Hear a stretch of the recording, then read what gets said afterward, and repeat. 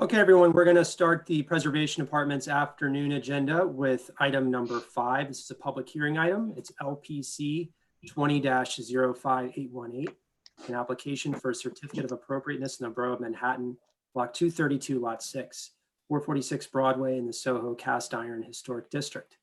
A store building designed by J.B. Snook and built in 1876 to 77. The application is to install storefront and entrance infill and alter vault light covers. And the applicants have joined the hearing, and you may begin. Please remember to state your name for the record. Good morning, Chair Carroll and members of the Commission. My name is Harris Smith with Crown Architecture and Consulting. We are the applicants for today's presentation for work located at 446 Broadway, Manhattan. I am joined today by my colleagues Cass Stackelberg and Sarah Ripple of Higgins Quaysbarth, as well as the owner, Rod Kritzberg, who are available for questions. Our application is to lower the existing retail entrances to grade to provide barrier-free handicap access to the retail stores. This work requires the removal of existing concealed deteriorated cast iron vault lights. We are presenting this work today as the removal of more than one cast iron vault light tread is not permitted under staff rules.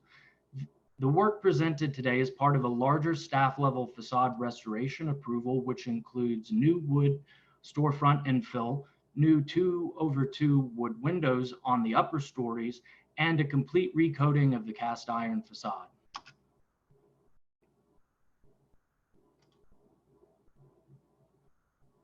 The subject site is located on the eastern side of Broadway between Grand and Howard Street.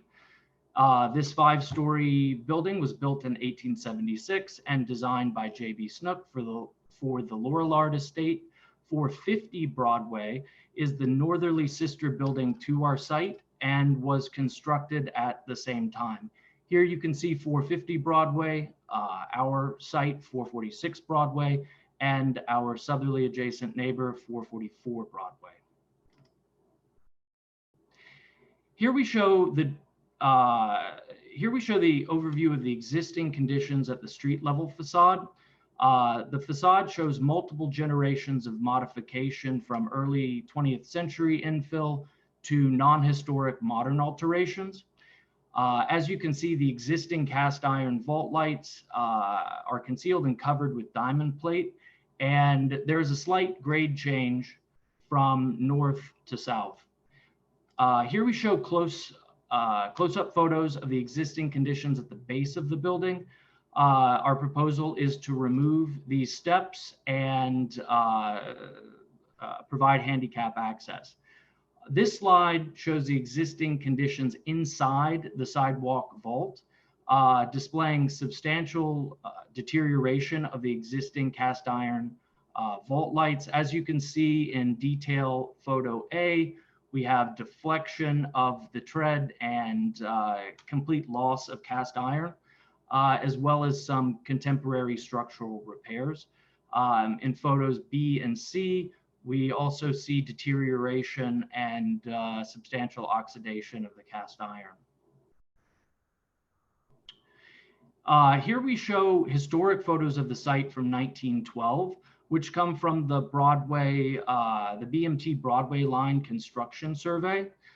These show the vault lights in their original condition prior to being covered by diamond plate. Over the years, the existing street and sidewalk level has been raised.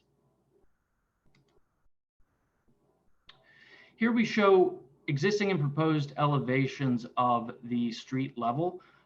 We are proposing to remove 3 sets of steps at 3 bays and provide flush entrance into the retail entries. In these partial plans, you can see a little bit better what we are proposing. We are removing the steps at these 3 bays. And in the proposed condition, we are proposing to replace the diamond plate with new sidewalk vault lights in each bay up to the property line. Where we have steps that go beyond the existing steps that go beyond the property line, we are proposing to patch and repair those areas with diamond plate.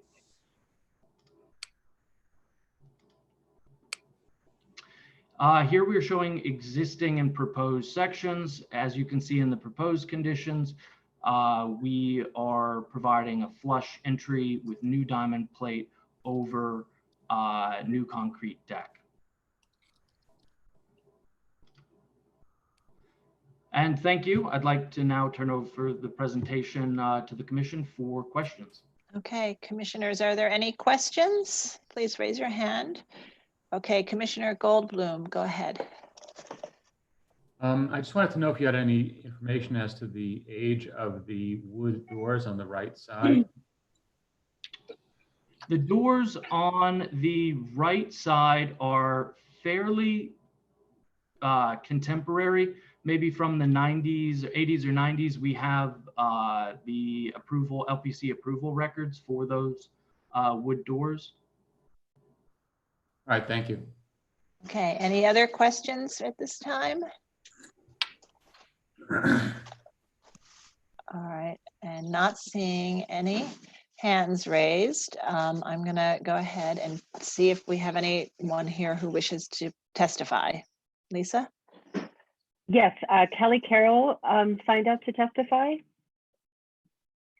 And Kelly, I've brought you into the room. And you're unmuted and ready to go. Great, thank you. This is Kelly Carroll for the Historic Districts Council. This application is a tremendous improvement for the storefront, harmonizing years of alterations and wear and tear. The proposed new doors, paneled bulkheads, and storefront display windows will all be executed in wood, a period-accurate material which is most welcome. HDC applauds the applicant for returning vault lights to several portions of the property. Vault lights are important character-defining features of Manhattan's departed manufacturing districts, and their return to this building will turn the heads of pedestrians who choose to shop and stroll in Soho. HDC would also like to thank and acknowledge that the LPC adjusted the rules in 2018 to allow the public to continue comment on the subject of vault lights, and we are pleased to be able to do so today in this instance. Thank you. Great, thanks, Kelly. I see we have Jose Ramirez. That's for a later item. Sorry. Oh, okay. Okay, Jose, I'm putting you back into the waiting room. With that, I don't see anybody else to testify. Okay, and Rich, do we have a resolution from the community board? Yes, you have a resolution from Manhattan Community Board 2 recommending approval. Okay, thank you. And so Corey, can you just clarify that the staff level rules allow the staff to approve removing one step. In this case, each of these three openings has more than one step, or cumulatively there are more than one step. So that's why this is before us. But the treatment is the treatment suggested under the rules when you are removing one step. Is that correct? That's correct. And so, you know, the effort in the rules was made to allow very minor modifications to make at-grade entrance. It was thought that more loss than the one step would be something we wouldn't have the staff do. However, it is always recommended to either drop the historic cast iron vault light tread to grade or to replicate one in the same or similar location. And Corey, can you just clarify whether or not we're looking at doors today, or are we just looking at the steps? It is in fact just the work with the platform and steps itself. So there's the sidewalk work in front of it with the diamond plating and the steps, which are being placed in between each column in front of doors and bulkheads. Okay, great, thank you. Okay, I'd like to turn to the applicant to see if they'd like to respond to the testimony. I think if there's any final comment you'd like to make before we move to our discussion.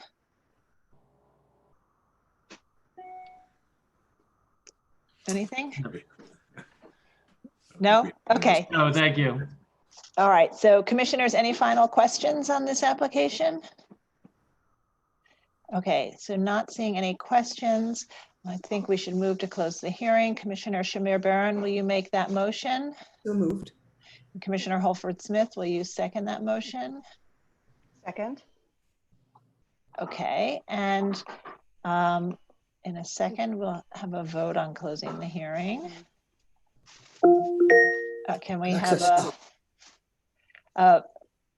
a vote on closing the hearing? All in favor?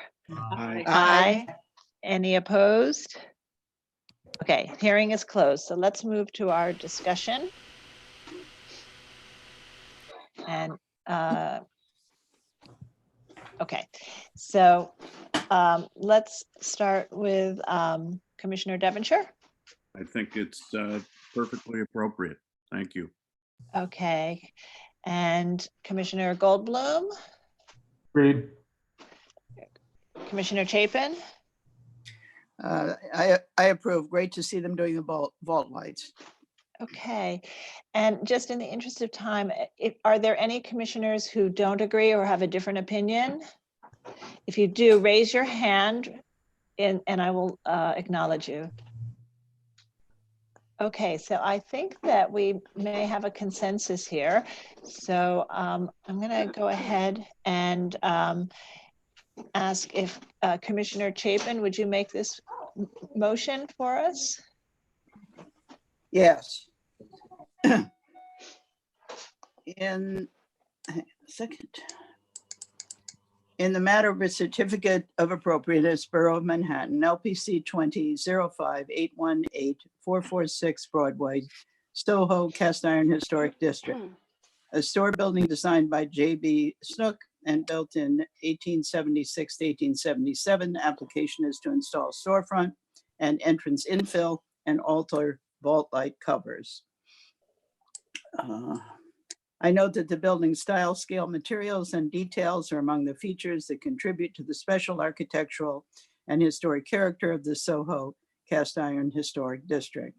I recommend approval, finding that the cast iron vault light stairs to be removed are highly deteriorated, that the removal of the stairs will facilitate at-grade barrier-free entrances and will unify the overall appearance of the ground floor of the building, that new cast iron vault light panels will be incorporated into the proposed design at the threshold between each column, thereby maintaining the presence of these significant features at their historic locations, and that the proposed work will not detract from the special architectural and historic character of the building or the Soho Cast Iron Historic District.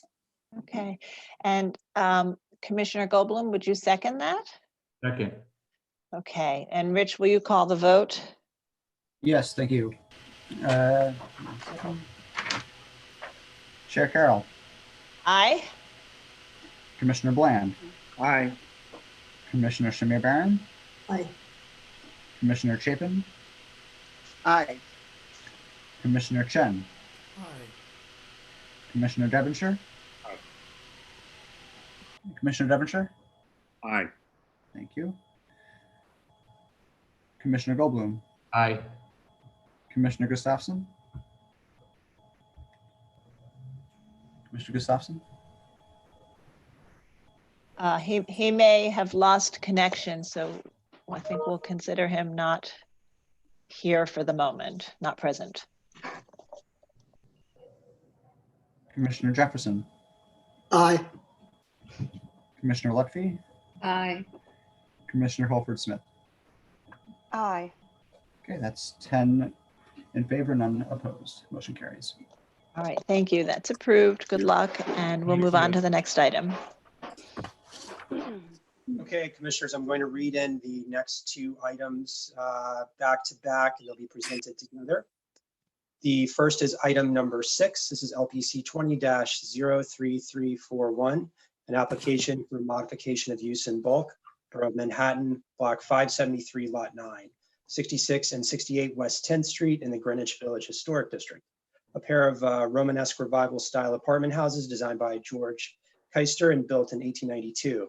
The application is to request that the LPC issue a report to the City Planning Commission relating to an application for modification of use pursuant to section 74.711 of the zoning resolution, And item number 7, LPC 20-03340, an application for a certificate of appropriateness, the Borough of Manhattan, blocks 575 Lot 8, 68 West 10th Street, Greenwich Village Historic District. A Romanesque Revival style apartment house designed by George Keister and built in 1892. The application is to alter masonry openings and the areaway. Okay, we'll move right to the applicants, Edith. And applicant, please state your name for the record, and you may begin.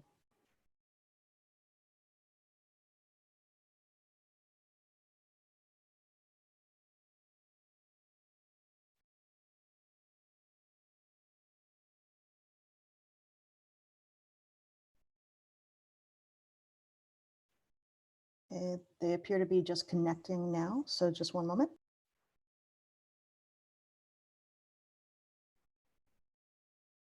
My name is Michael Schmidt. I'm the architect. Just connecting now, so just one moment. Okay, please go ahead, Mr. Schmidt.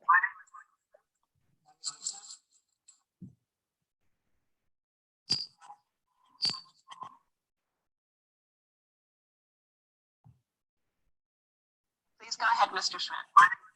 Okay, I don't see the slides that we're going to present.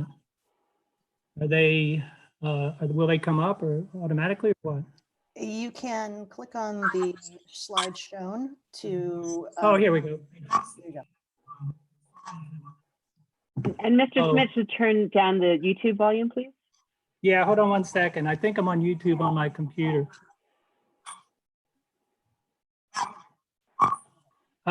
You know what? I might have to, can I go out and, yeah, somehow YouTube's on my computer. Can I go out and come back in? Yes, you should leave YouTube, but continue on Zoom.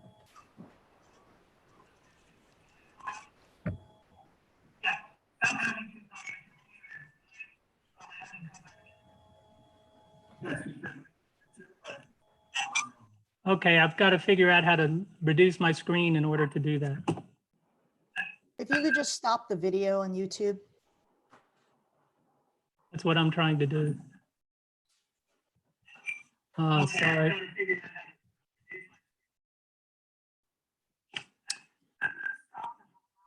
Yeah, I'm trying to figure out how to do that. I don't know how. Sorry, I'm going to leave the meeting and come back.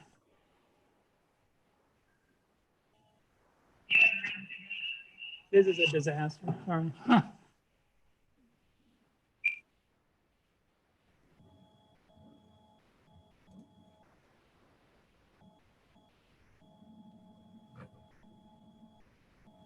Another of the applicant group is here, who's joined the meeting recently, I believe, is the land use attorney. Perhaps she can speak while the applicant returns.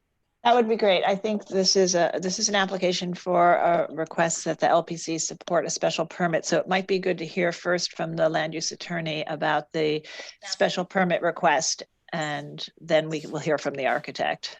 Hear first from the land use attorney about the special permit request, and then we will hear from the architect. Sure.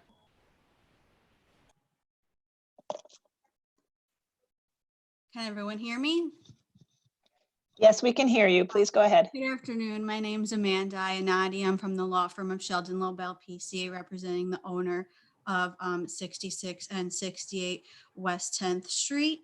I'll briefly introduce the city planning component of this application as well as the restrictive declaration.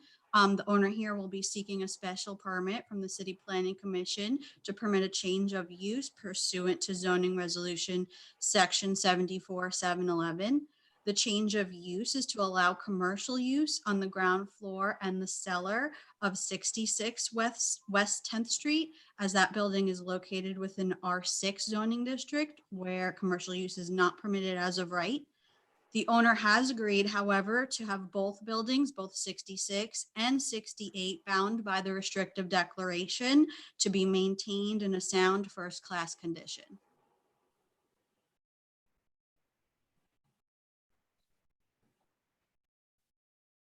And that's it.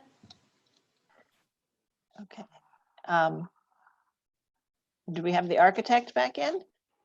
All right, in the meantime, Commissioner Goldblum has a question, so we'll go ahead and take that question now. Go ahead, Commissioner Goldblum. I just wanted to know if the change in commercial use will result in any changes to the interior that will be visible from the street, like signage or other things.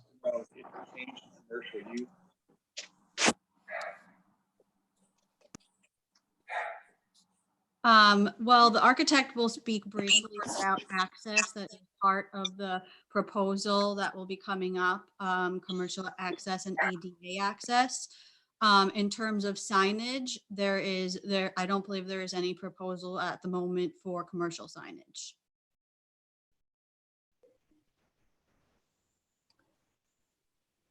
The architect has not yet rejoined. He is joining now.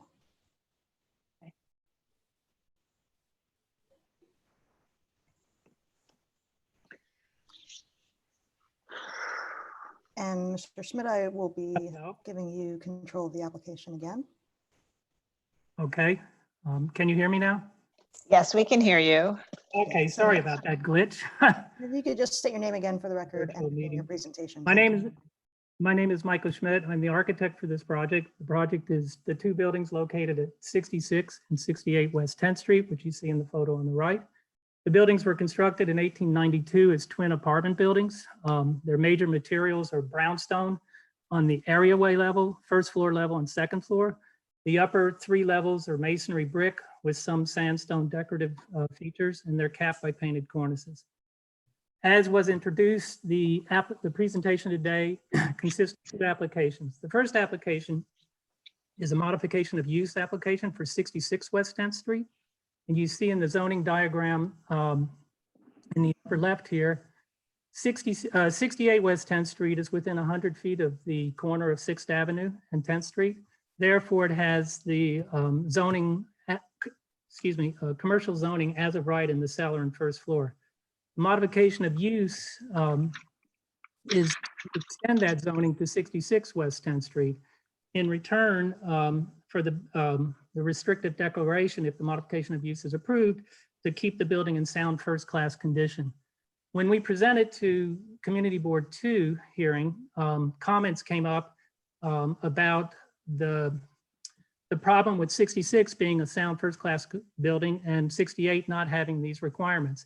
They also were brought up in our numerous meetings with the Landmark staff.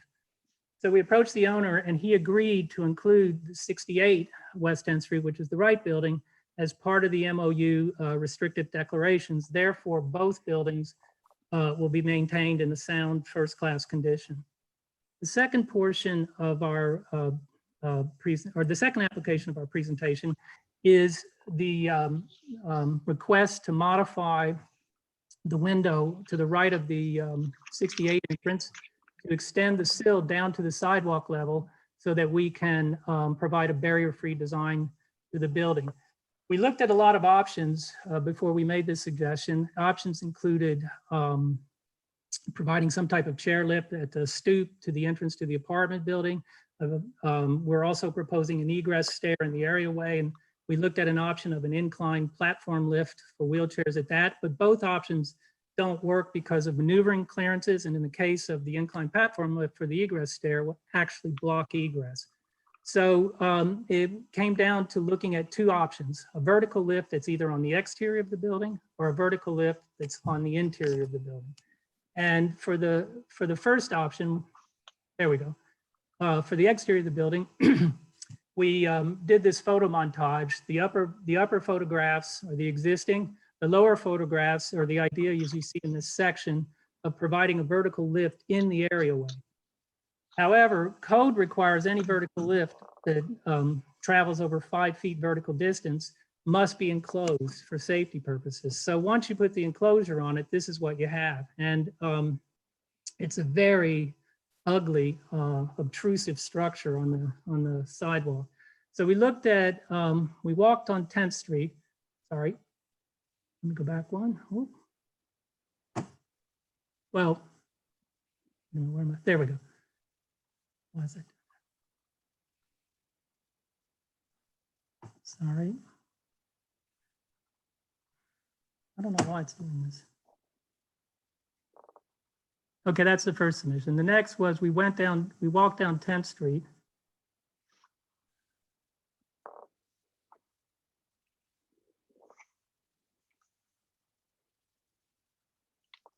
One second. And you might have more luck using the arrows to advance your slides. Right, now I just lost my screen, so I got to get it Yeah, back. click on the screen with your mouse and then use the arrows. Okay, that's what I'm doing, but all of a sudden I've just got commissioners now and not the main screen. How do I get the main screen back? Is there a button at the top of the gallery view that says exit? Yeah, I full got it. Okay, Okay. sorry, I got it. And then I can move this little guy around so I can see the arrow. There we go.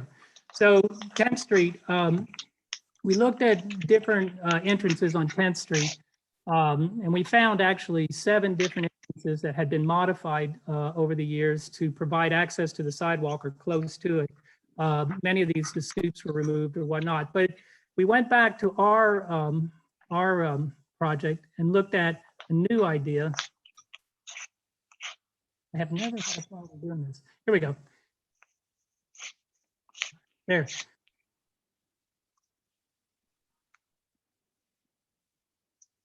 I don't know why my mouse is doing this. I apologize. I don't know why it's there.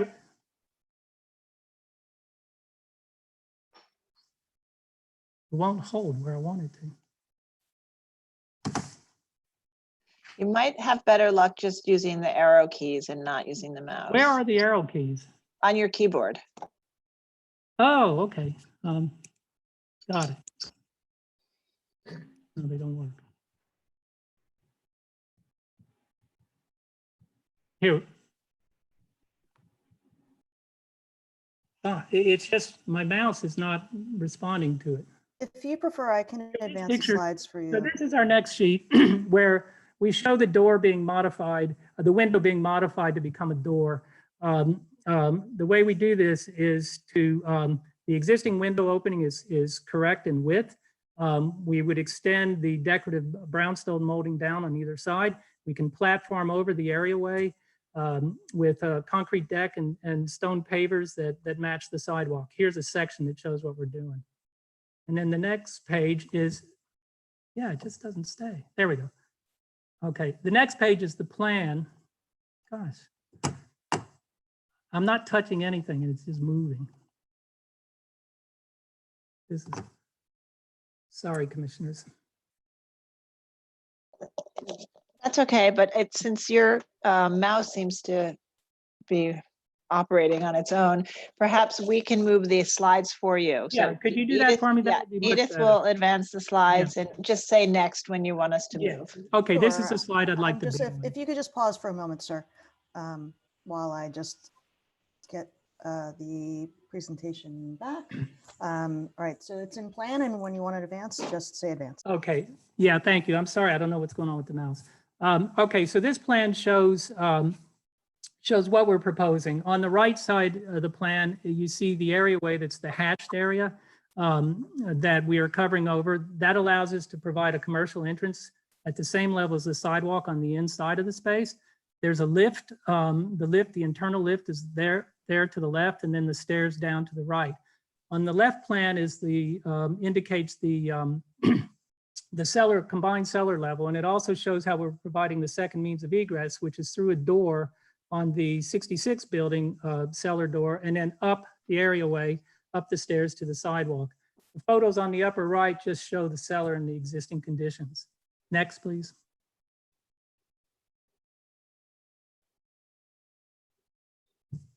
Okay, these drawings are the elevations at the sidewalk level, which is the upper drawings, the existing elevation on the left and the proposed elevation on the right. The proposed showing the window being lowered to the sidewalk level.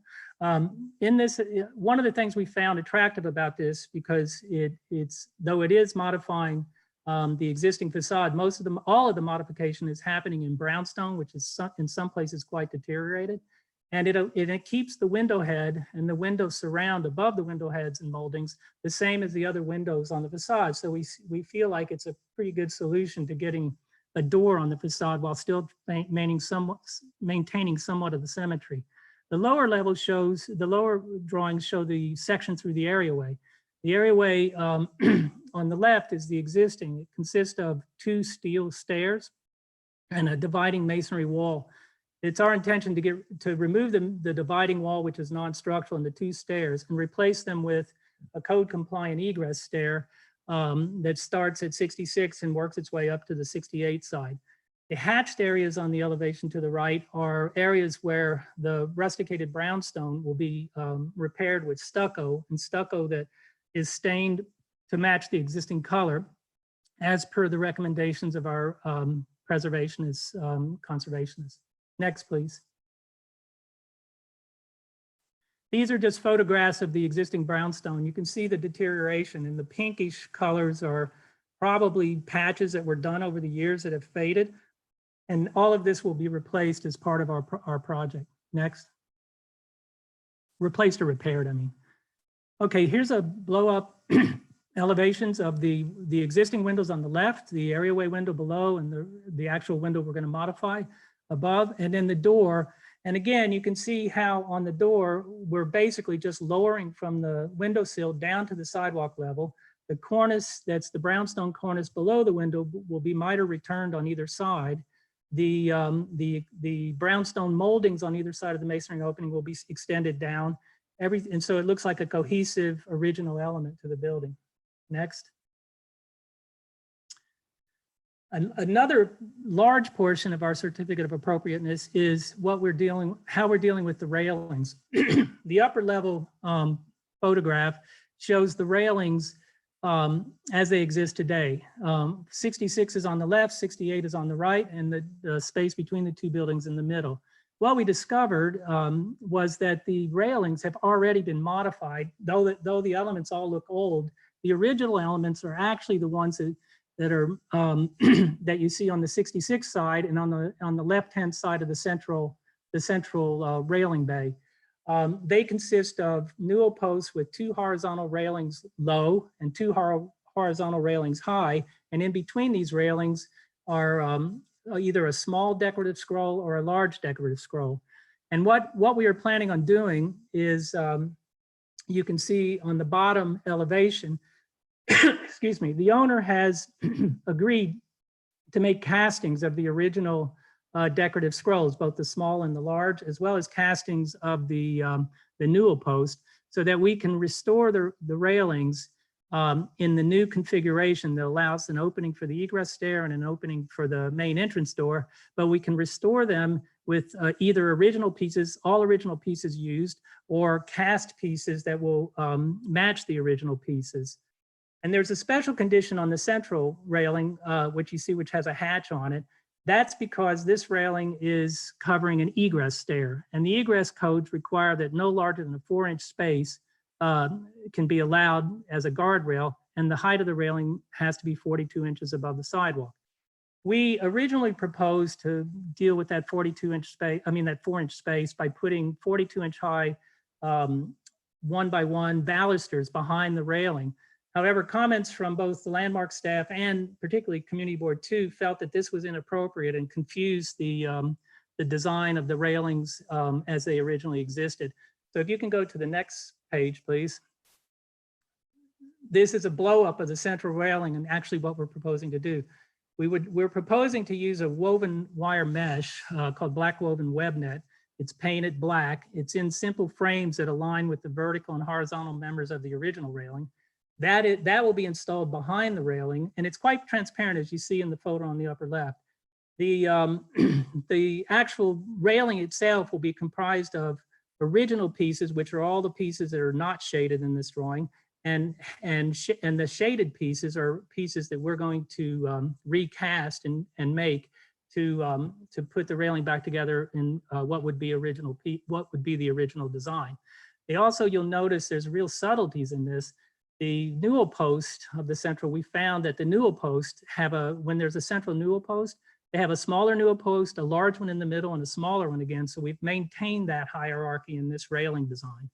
The photos on the right just show close-ups of the scrolls that we tend to recast, and the one photo on the lower right is a photograph of the newel post that will be recast. Next, please. So the last part of the presentation is the next 4 slides have to do with the modification of use and keeping the building in sound first-class condition. Yeah, and Mr. Schmidt, the restoration work and repair work is being approved at staff level, so you don't need to go into a lot of detail. Just if you could quickly just list the items that are being done. Okay, great. Okay, so as I said before, we're redoing the railings on the front. We are basically, the buildings are in fairly good shape on the exterior. They were power washed 20 years ago. We are patching in kind where there's any pieces that have come deteriorated. A lot of the work will be done on the brownstone to patch the fading pieces and the mismanaged patches. But basically, it's to just go through the building and keep it in good sound shape. If you go to the next 2 slides, they are the next, please. This is the back, and then this is the back of 68. There's a parging cement coat on the top. We intend to keep that because we were advised by the way, our conservationist is Jablonski Building Conservation. They wrote the restoration recommendations and they did these surveys. So that parging they're recommending we keep because it would really destroy the original material to try to take it off, and it's in fairly good shape. If you go to the last slide. And then on the roof, we're basically resetting all the coping stones with lead tees, and we're replacing any damaged stones or any stones that were replaced with metal.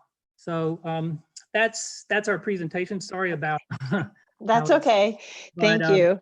Yeah. And of course, the other part of that is that the buildings would enter into a restrictive declaration binding them in perpetuity to a cyclical maintenance plan. So Commissioner Goldblum has a question, so I'd like to recognize you now. Thanks. That's the perfect place to stop. Question on this image. You're showing an 8-foot-high door, which looks like which leaves you with a transom that is slightly higher than the center bar of the window that it replaces. Would it be possible, technically and from a code point of view, to have the transom be the same size as the upper light of the window that it replaces? Well, we studied this, and the issue there is proportions. The 8-foot, the door opening is like 44 inches. It's not like 36-inch opening door. The height of that horizontal bar is about 7 feet 2. It would leave a door about 7 feet 2. And when we looked at that proportion, it just looked really disproportionate, like a very tall transom window and a very squat low door. And we found this was just proportionally nicer looking, rather than the need to line up, something that's a mating rail on a window with something that's a transom sill on a door. So we just didn't feel like that was the correct way to go. Second question on the same area. Would it be acceptable by code and technically feasible to have there be a gate to the bridge that you're creating such that the railing would be more continuous? Oh, you mean a gate at the sidewalk level? You mean at the face of the sidewalk? I don't think there is a code requirement. It would have to swing out. I don't know what the encroachment means on the sidewalk.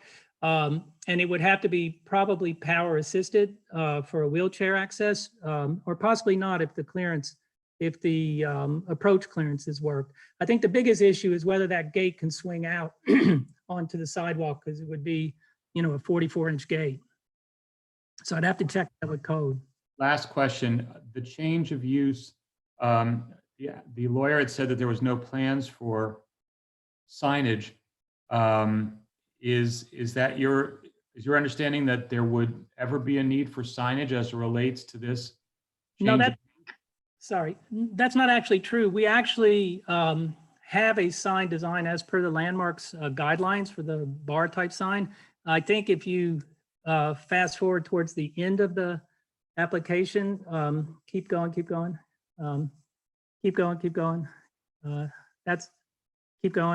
Oh, you might keep going one more. There it is. Might be the last one. This was a sign and a light proposed at the side of the commercial entrance door. The sign is based on the requirements for signage in historic districts. Are there other commercial first floor occupancies on this block in from the avenue like this? I believe there's one, and it's the adjacent. If we go back to the slide, if we go back to the third page from the beginning, the West 10th Street, right here. I believe 64 West 10th Street is commercial, which is our next door neighbor.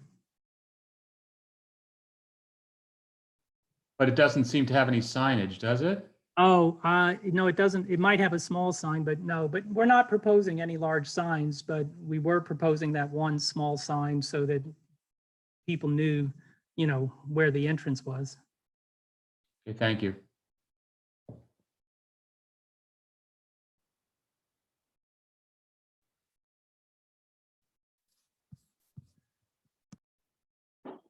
Okay, any other questions?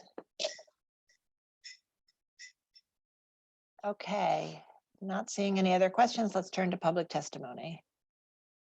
Okay, the first person to will admit signed up Sarah Bean Atman.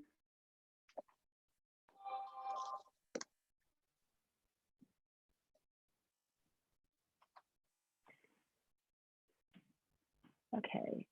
Oh, here's Sarah. Sarah, am I muting you?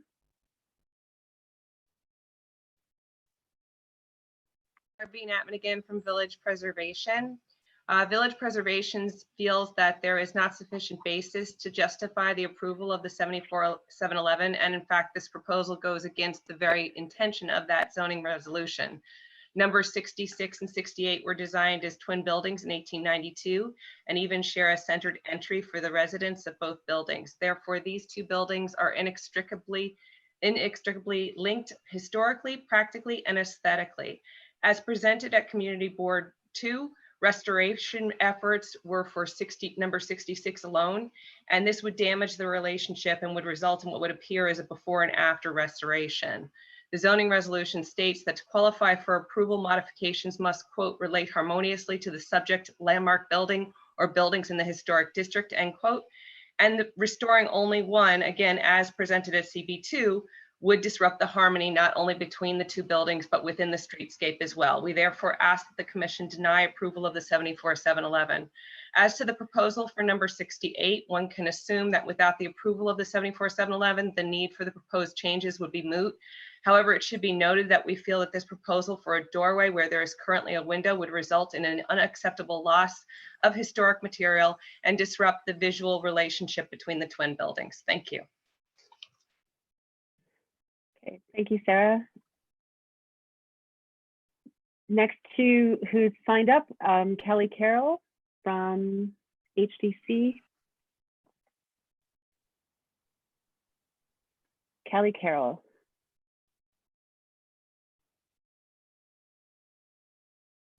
Can you hear me? Yes, we can hear you. Sorry, Kelly, Okay. You're ready, yeah. Great, thank you. Since this is an application for a modification of use, there are some issues with certain details of the proposed work, which should move a bit farther into a first-class restoration. HDC does not object to dropping a sill to create a doorway for ADA access and believes this method is unobtrusive, but the details of the doorway need to be re-examined. And I included an image that I emailed to Rich yesterday regarding this. The proposed doors design should better relate to the other openings on the facade, particularly the window on the ground floor. It should align with the meeting rail of the window if possible, and be designed from that as a starting point with center profiles and possibly more glass as a pane to door. HDC also has concerns over the ironwork restoration, which currently has many pieces of ornament missing or broken. We asked LPC to direct the applicant to consult the 1940s tax photo where clear images of the original ironworks design is evident, and to work from this primary source and use it as the basis of their proposal. And I did see the slide about with the ironwork detail that was not in the packet that I saw on Friday. And finally, Francoise Bullock emailed me last night, and she had a comment she would like to add regarding the entry to the door. Instead of roofing over the areaway, which would, with the grading, which it would obscure the facade of the building, she suggested building a bridge from the sidewalk to the new opening, like a cast iron grate or something very light that would allow the reading of the building and that areaway to show through. Thank you.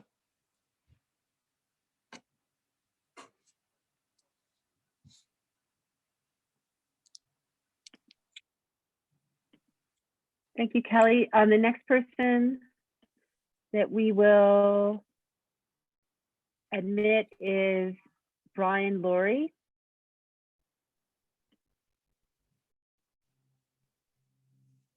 Brian Laurie. Unmuting you. Found traditionally at outdoor Can you hear me? Brian, could you please turn down your YouTube or turn it off? Yeah, I'll turn it off. Excuse me one sec. Eliminate the non-historic bollards. That the relocation of the John D. Rockefeller Jr. Memorial Monument. Okay, and then please state your name for the record, and you have 3 minutes. Am I testifying right now? Yes, you are. Oh, okay. Okay. My name is Brian Lurie. I live in apartment 26 at 68 West 10th Street. I've been a tenant there for 38 years approximately. Sorry, you caught me a little off guard. I was all wrapped up in Rockefeller Center there. I submitted something in writing yesterday, but it might have arrived too late for you all to consider.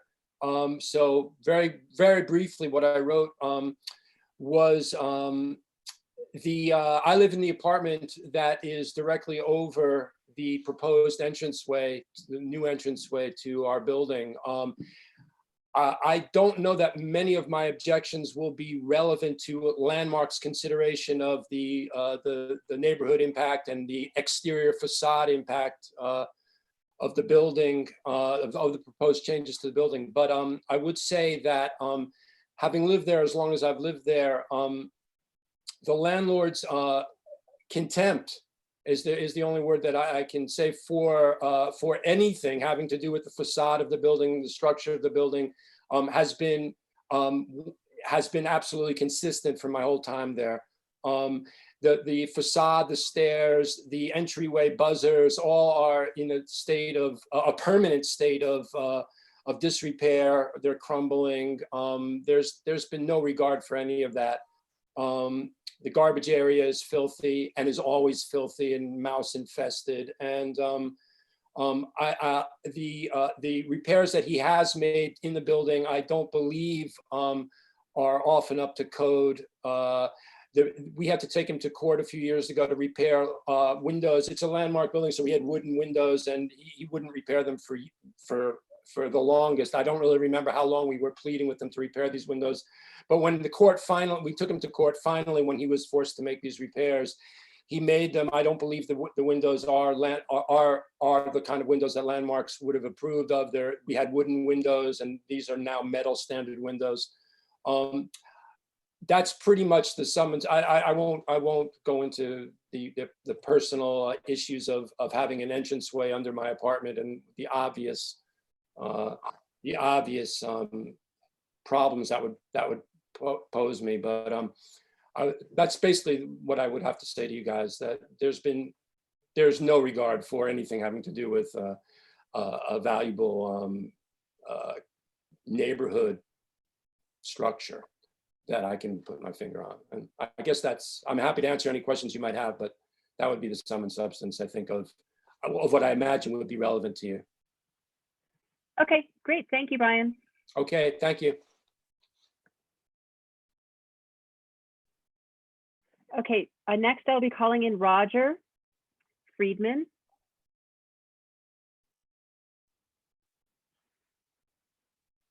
Roger Friedman, you're going to have to accept being brought in.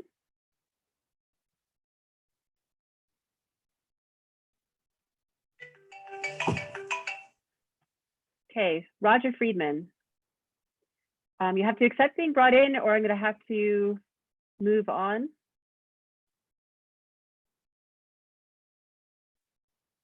Okay, sorry, Roger, we did receive a written statement from him. And then the final person is B. Slotnick.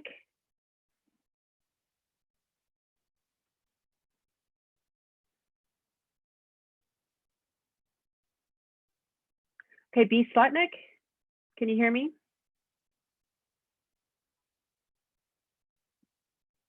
You have to unmute yourself. B. Slotnick.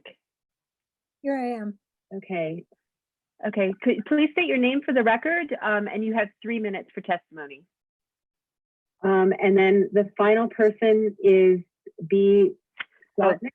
Could you please turn your YouTube off, the volume off?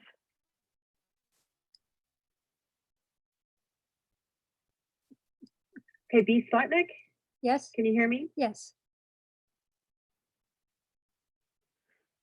My name is. Okay, B. Slotnick, are you able to join us? Here I am. Okay. I'm trying. Okay, could you please state your I'm name for the trying. record, and you have 3 minutes for testimony. And then the final person is B. Slotnick. Could you please turn your YouTube off, the volume off?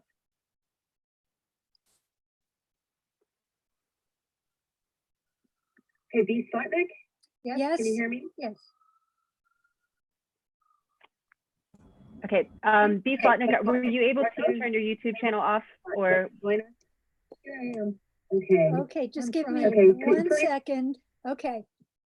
Okay, Okay, that works. Please state your name for the record and Thank you you. have 3 minutes for testimony. okay. My name is Bonnie Slotnick. I've lived in a 4th floor walk-up studio at 68 West 10th Street for 44 years, since 1976. And I've watched this beautiful 1892 building, which was one of the first apartment buildings on this block of beautiful townhouses. I've watched it decay over the last 44 years, inside and out. And I would never have thought that I would object to the cleaning and restoration of the facade of the building. Now, my larger objection is to cleaning and restoring only half of the building.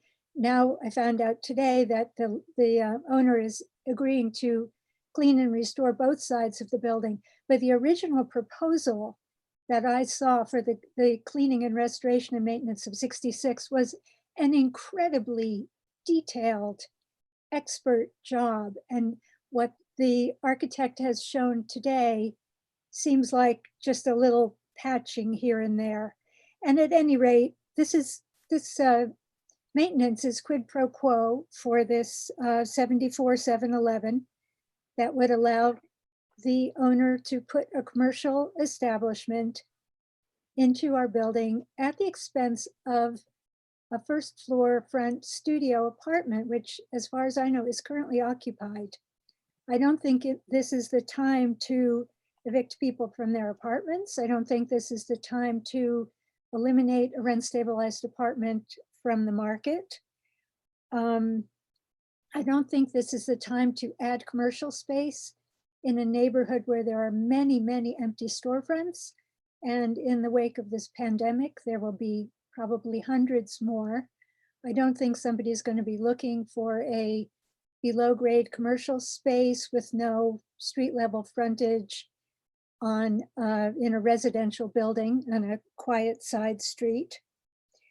The landlord, as Brian Lurie said, has a terrible history of maintaining this building. It is a mess inside and out. He cares nothing for the historical qualities of it. If you look at the photographs that the architect provided of the existing conditions, you'll see how little care he has ever taken to keep this building in good condition. His idea of repairing and maintaining the brownstone stoop, for instance, was to have somebody splash a sort of brown slurry on it that started washing away with the first rainstorm, and it's been gone for 20 years or more. The railings are rusty, the window frames are splintered. The main thing though, putting this big ugly door, an elevator that is only to bring wheelchairs downstairs. This is a 5-story walk-up The rest of us are walking up and down. There's no accommodation for disabled people there. But mostly the elimination of the apartment, I think, is outrageous. And I'm sorry, your 3 minutes are up. Okay. If you could wrap up. I'm wrapped. Okay, great. Thank you. Okay, thank you very much. Okay, that is everybody that is in the room to testify. All right, thank you. Rich, is there a resolution from the community board or other written testimony? Yes, we received 5 individual letters in opposition, including from 2 of the members we just heard from, as well as a resolution from community board to recommending denial. Thank you. All right. Now I'd like to turn to Mr. Schmidt and see if you'd like to respond to the comments. There were some specific comments about the configuration of the door, the ironwork, the idea of a bridge instead of filling in the areaway. And then there are general comments about the quality of maintenance that has not occurred in the past and how that might factor into our plans for your plans for a restrictive declaration and ongoing maintenance. Okay, excuse me. Can you hear me? Yes. Okay, great. Yes, I'd like to comment. I think the first comment about, I think several of the comments were about the fact that only 66 would be included in the restrictive declaration to keep it in sound first-class condition. And I think those comments have been addressed since the public hearing, community board public hearing, because both buildings are going to do that. And then I actually saw the Historic Council's proposal yesterday, and I was looking at it about the door. Well, 2 things about that proposal. The first is the railings.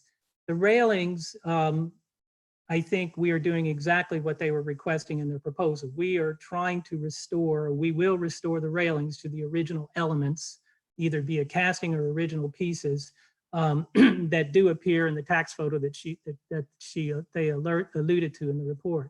As for the door, I did see the photograph of the 12 light. They are proposing, well, first they also suggested that we lower the rail, the rail between the transom and the door to align with the window. And as I mentioned before, I really don't think that's a correct thing to do visually. It makes the door very squat and it makes the transom too tall, just for the sake of aligning something that's a transom sill with a mating rail in the windows. That said, the idea that you can put a 12 light door instead of the door that we propose is just another option that it's really subjective.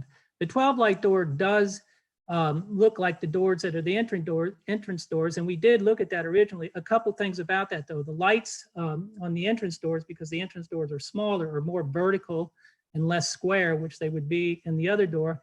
And secondly, it was our feeling that the way the design, if this were even the original design, we only know as it goes back to the 40s, with the 12 light double panel doors as the main entrance, there's a real symmetricality with that being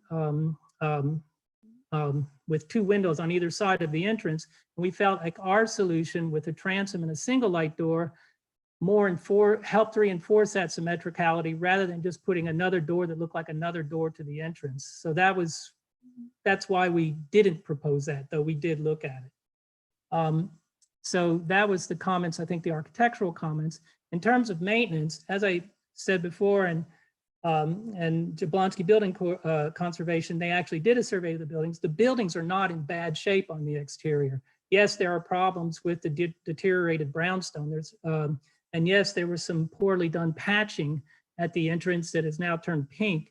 But the guidelines of the restoration recommendations will not allow that kind of slurry of brownstone or kind of basic patching to happen.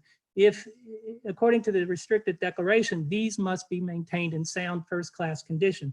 That means they will now have restrictions on them that they must follow the recommendations guidelines. So I'm not the owner. I don't know how long, I think the owners only had the buildings for about 20 years, and the first thing they did was power wash the facades.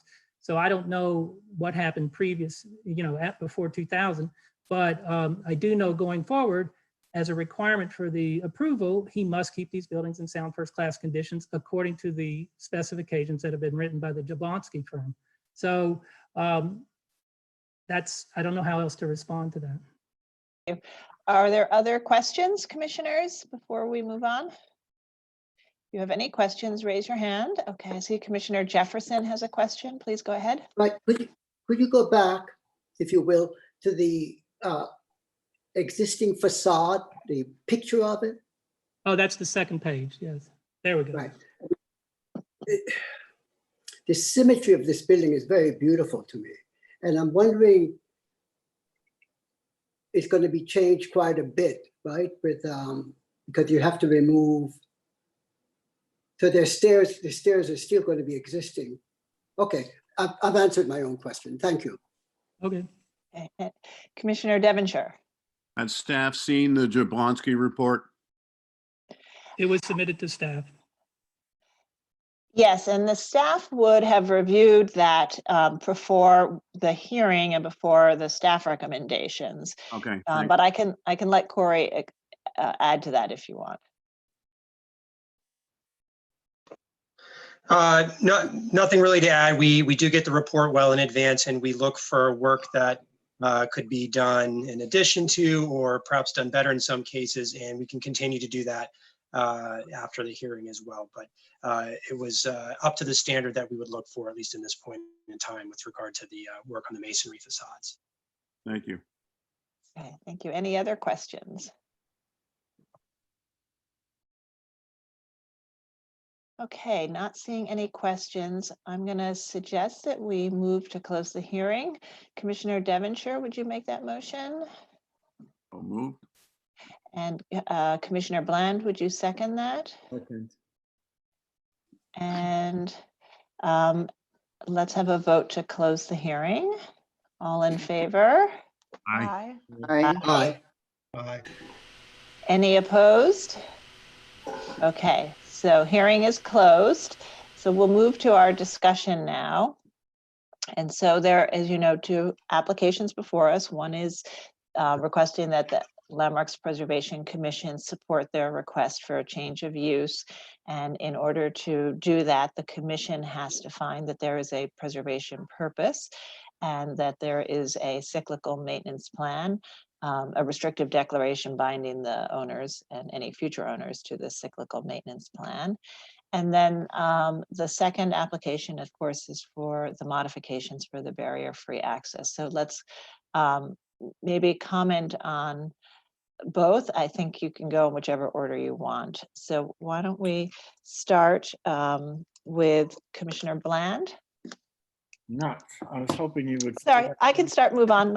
I'll start with, actually, I'll go across the table. Let's start with Commissioner Holford Smith. I can say rats. Let's go, Fred. Just trying to change it up. Well, so who's going to go? Go ahead, Anne. Okay. Well, before I heard the testimony, I thought this was pretty straightforward. As it appears to be a reasonable approach to providing access to the ground floor for retail use. I think it's fairly sensitively done. I understand that the door could use some refinement. I see that what I'm looking at is I'm looking at my screen that has a little rendering. It's like a hand drawing. So perhaps in the line drawing, it's more developed, but I think in concept, that idea of lowering the window to grade and providing access is a good one. I agree with the comment made about not filling in that areaway with masonry and some kind of a grading instead. But I guess I'm a little more troubled by what I'm hearing about the maintenance of the building, and if we can be assured that this building is going to receive proper. Yeah. So why don't over time? John Weiss, I want to just turn to John Weiss, our Deputy Counsel, to speak to our enforcement of buildings that have received special permits.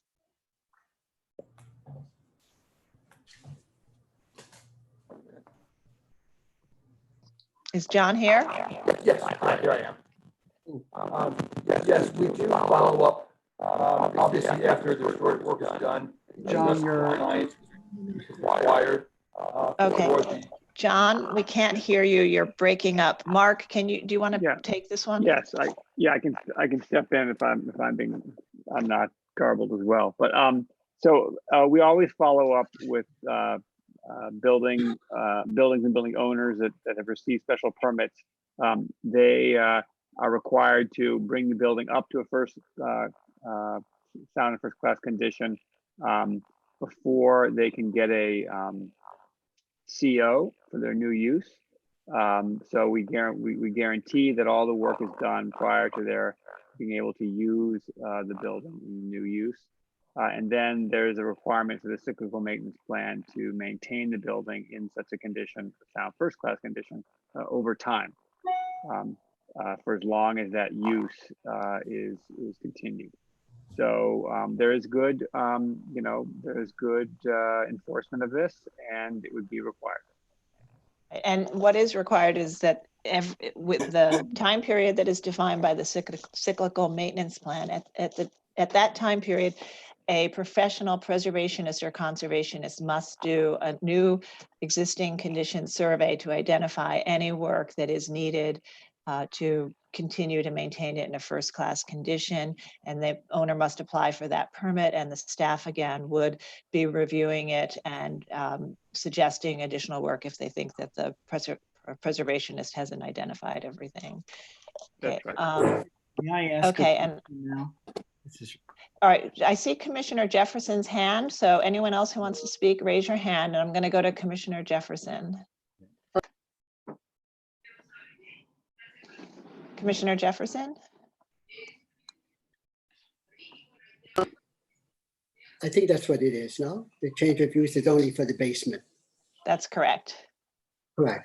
And, okay. Okay. All right, Commissioner I Bland. I'm sorry. I thought you were done. No, go ahead. Do you want to finish your question, Commissioner Jefferson?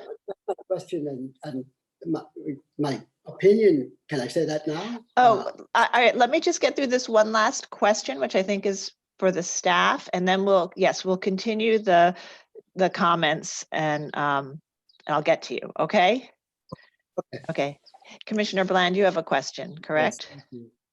Yes, my question is, I mean, this whole cyclical maintenance plan seems like a great thing for this building, which has had a rough history.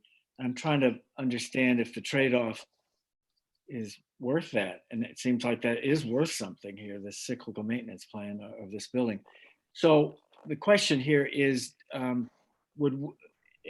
if we didn't have the change of use, would this building still need an ADA access? And if so, I guess that it's been sort of proved that this is the right way to do it. But if it didn't have the change of use, would it need ADA access or not?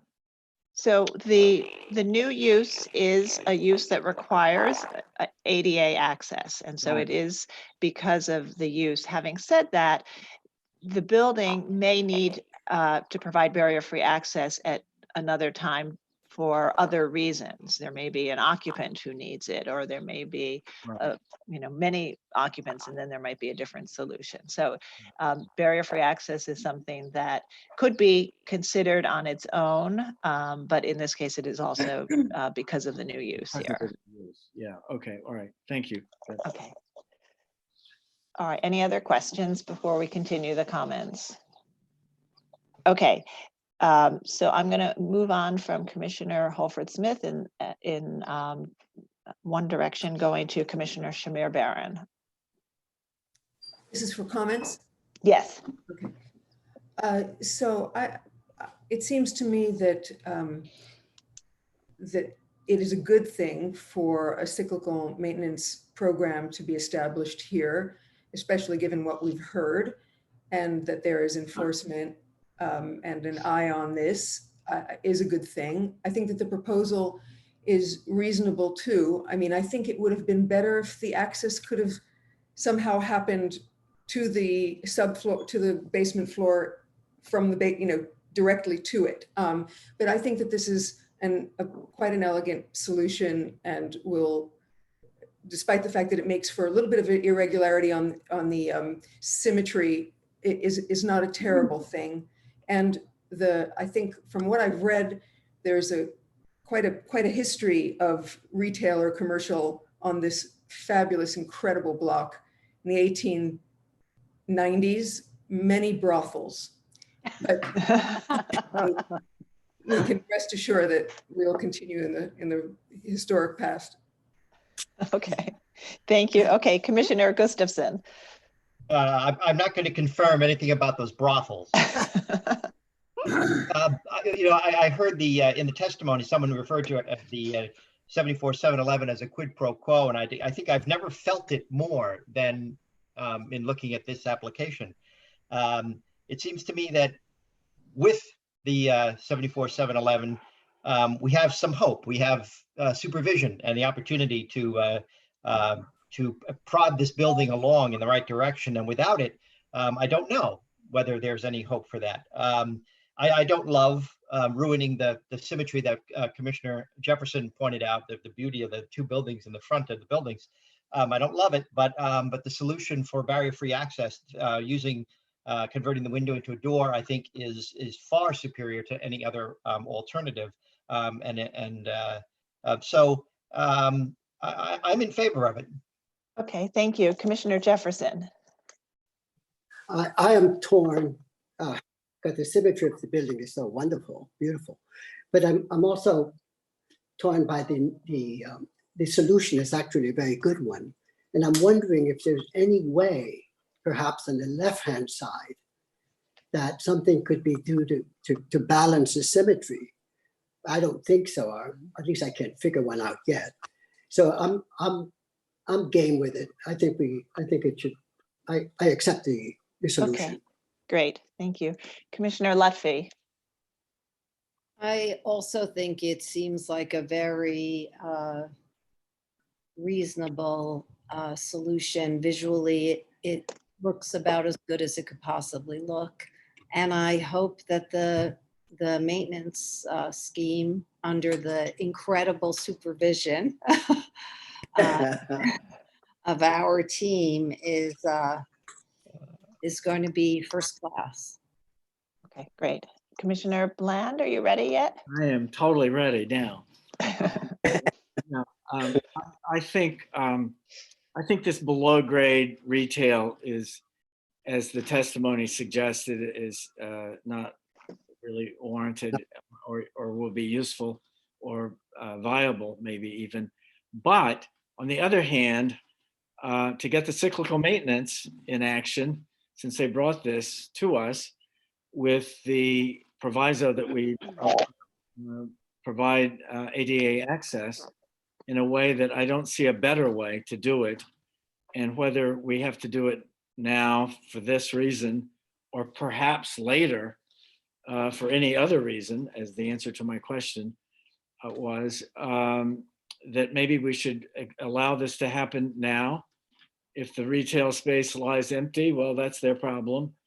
And we have an ADA access point, which comes with the cyclical maintenance forever. And I guess that's the trade-off that I was trying to weigh in my mind when I said, give me more time. And now I've come to the conclusion that it is worth it. The symmetry is important in this building, as has been noted. But I think since the archways and all are still maintained, I think it's not a disaster at all. I do like the idea of the bridge. Somebody suggested that. I think that should be in there, and that the window remain, or at least a portion of it remain. So that's my thought. All right. Commissioner Chen, and let me just unmute you. Go ahead. You don't have, just briefly. Okay, I agree with most of the comments. This is a way between the pros and the cons. And I think that Commissioner Gustafson sums it up very eloquently. Okay, great. Agrees with the comments, particularly Commissioner Gustafson's summary. And we'll now go to Commissioner Devonshire. Sarah, I think we should just tell Wellington that the smoothie he's making is probably done by now. He's turned the blender on. I'm in favor of this, but that said, I'm somewhat annoyed that it takes the quid pro quo to have someone who owns a designated building to take care of it properly. And I only see that somehow they think that by having a commercial tenant who doesn't have any sort of rent control, they're going to be using that commercial rent to pay for whatever these things are that are happening. And I'm just philosophically troubled by that, but I'm okay with this approach. Okay, thank you. Commissioner Goldblum. Aye, so I guess I can be the outlier this time. The 74711 is being requested for the purpose of creating an ADA access to a new commercial space on a side street. Apart from the rumored use of other buildings on the street that has not been confirmed in the past for commercial endeavors, I haven't seen enough evidence in the presentation that would warrant the change of use from what, the buildings are residential. They were originally residential. If there's no presentation that shows me that either A, there was commercial use in the buildings before on lower levels with signage, we're being asked to approve a sign here, and there may be more signs that would come that would not require approval. Vinyl signs on the doors, things like that. And I think that there's an issue of character of the portion of the block that should be considered. And I'm not averse to the notion of a commercial space in the basement per se, but I think I need to see a little bit more in terms of historical precedent or analysis of the block, understand why that's appropriate here and not in any other basement or ground floor space. And once that question is answered, I could accept the possibility of modifying the building in such a way that would destroy the symmetry and create the ADA access, which would not otherwise be required. If you had to provide ADA access for every apartment building in New York City that didn't have it, you'd have an awful lot of ramp applications coming our way. They don't. This change is being done solely to accommodate the new use in the basement. And the applicant said a couple of times that the reason he chose not to have the transom match the upper light of its sister window was because of the proportions.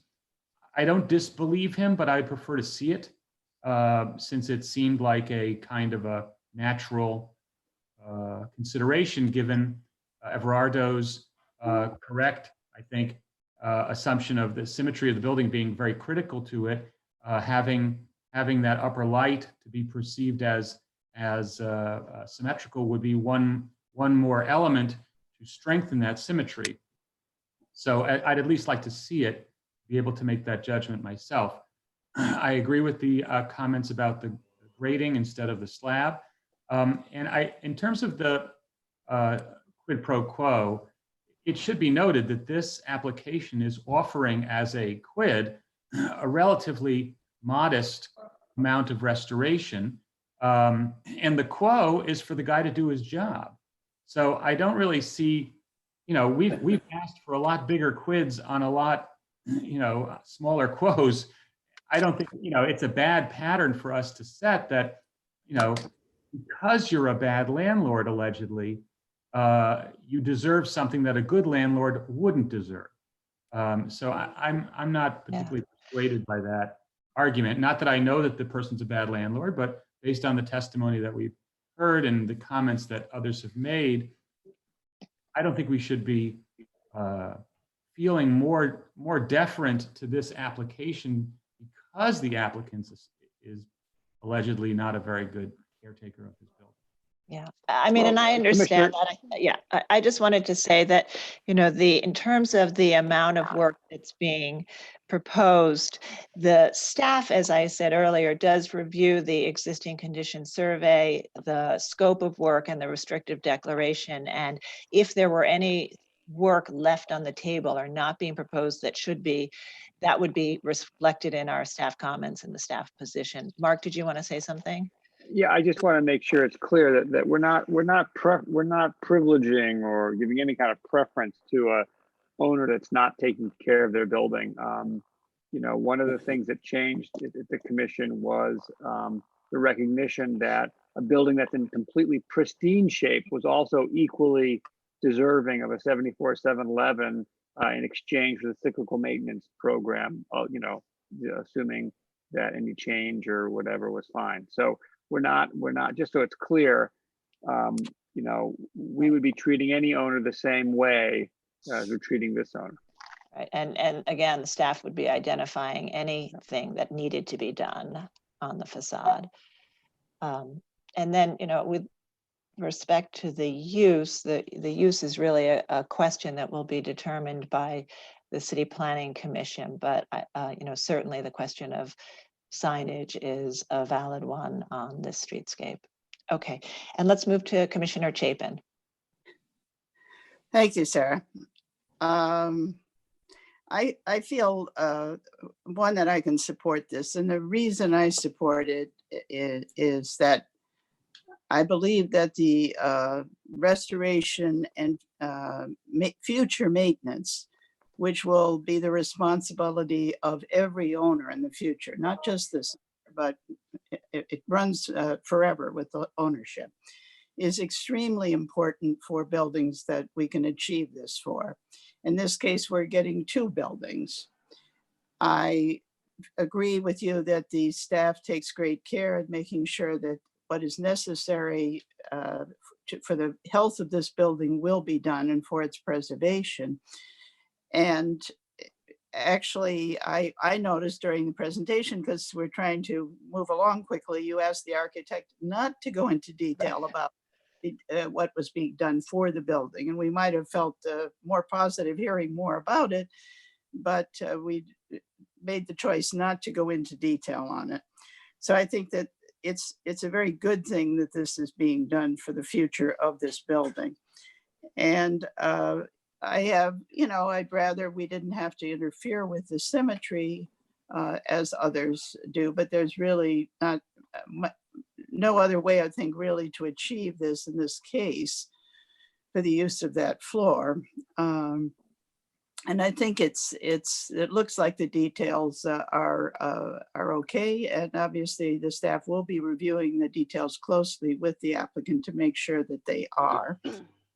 I also thought about trying to achieve some kind of additional symmetry of the window, but then you would want to try to do something with the bottom of the window as well as the cross piece. And I think that it would be, you're going to lose the sense that it's a door at some point. And since it is a door and not a window, I think maybe that the proportion issue is really a serious one, and we should just go along with the current proposal for something that is very evidently a door and is going to match at the top, but is not going to really look like some kind of approximation of the window. So I can go along with that too, I think. And so I can support this application as presented.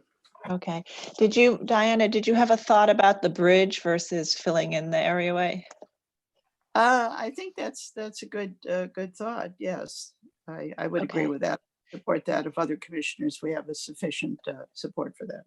Okay, so I think of those who support the application, I did hear from 3 who wanted to see the bridge explored. So 1, 2, 3, 4.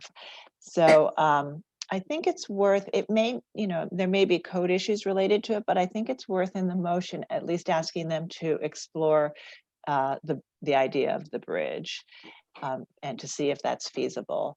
So I think that we have probably enough to go ahead and make those motions. And let me see, Diana, would you make the motions for us? Okay, hold on a second. I have to pull it up. Okay. Okay. Make sure I got the right one first.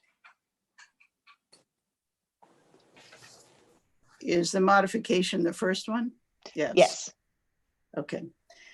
In the matter of a modification of use in bulk, Borough of Manhattan, LPC 20-03341, 66 and 68 West 10th Street, Greenwich Village Historic District. A pair of Romanesque revival styles apartment houses designed by George Keister and built in 1891. Application is to request that the Landmarks Preservation Commission issue a report to the City Planning Commission relating to an application for a modification of use pursuant to section 74-711 of the zoning resolution. Hold on a second, sorry. I note that this building style, scale, materials, and details are among the features that contribute to the special architectural and historic character of the Greenwich Village Historic District.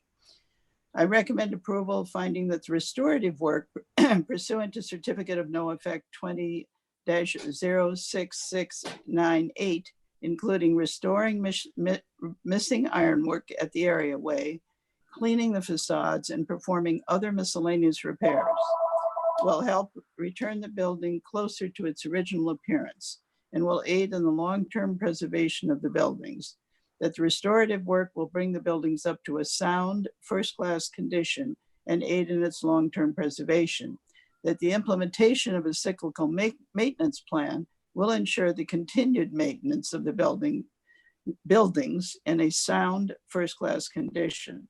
And that the owners of the designated buildings have committed themselves to establishing a perpetual cyclical maintenance plan that will be legally enforceable by the Landmarks Preservation Commission under the provisions of a restrictive declaration, which will bind all heirs, successors, assigns, and subsequent owners of the building, and which will be recorded at the New York County Registrar's Office. Whoops. And Commissioner Gustafson, would you second that? Second. Okay, Rich, will you call the vote on that one, and then we'll come back and do the other one. Rich is not here, so I'm going to call the roll. Okay, thanks. Chair Carroll. Aye. Commissioner Bland. Aye. Commissioner Lutfi. Commissioner Lutfi. Aye. Commissioner Chen. Aye. Commissioner Devonshire. Aye. Commissioner Goldblum. Nay. Commissioner Chapin. Aye. Commissioner Holford Smith. Aye.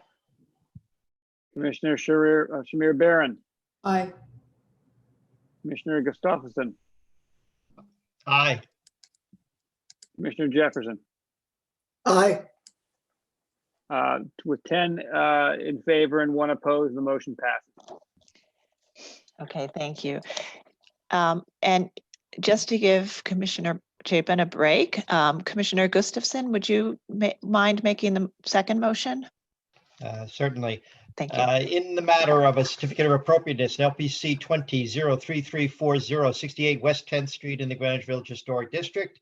The application is to alter masonry openings and the areaway. I note that the building style, scale, materials, and details are among the features that contribute to the special architectural and historic character of the Greenwich Village Historic District. I recommend approval, noting that the removal of historic fabric is limited to a portion of the rusticated brownstone base below the window opening and areaway curbing to create an at-grade barrier-free entrance, and the work will not otherwise eliminate any significant architectural features. That the enlarged opening will remain well-scaled to the facade and subservient to the primary entrance, and maintain the unifying features of the existing punched openings, including their proportions, profiles, and details. that the new cast stone masonry will match the color and texture of the original brownstone, as well as the general design, proportions, profiles, and coursing at the base of the building, thereby maintaining the character of the building. That the new black painted wood paneled door will be in keeping with the details and finish of the historic doors at the main entrances. That the historic decorative elements of the areaway railings will be salvaged and reused at the modified portions of the area railings and will otherwise be restored, and that the cumulative effect of this work will allow for accessibility to the basement of this and the adjacent building. And we recommend that the applicant consider the option of connecting to the new door with a bridge. Okay, and Commissioner Holford Smith, would you second that motion? Second. Okay, thank you. Mark, will you call the vote? Chair Carroll, Aye. Commissioner Bland, Aye. Commissioner Lutfi, Aye. Commissioner Chen, Aye. Commissioner Devonshire, Aye. Commissioner Goldblum, Nay. Commissioner Chapin, Aye.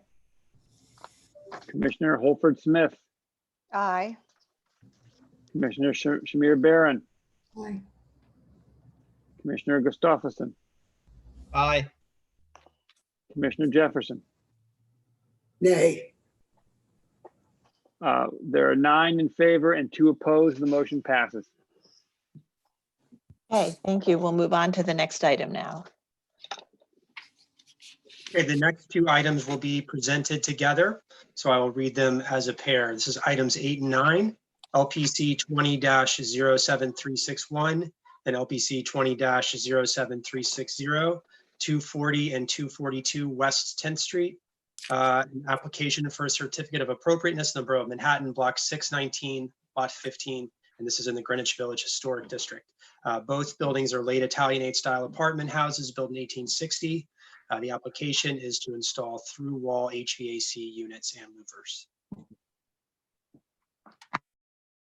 And the applicants have joined the meeting and will be given access to the presentation. Please state your name for the record and you may begin.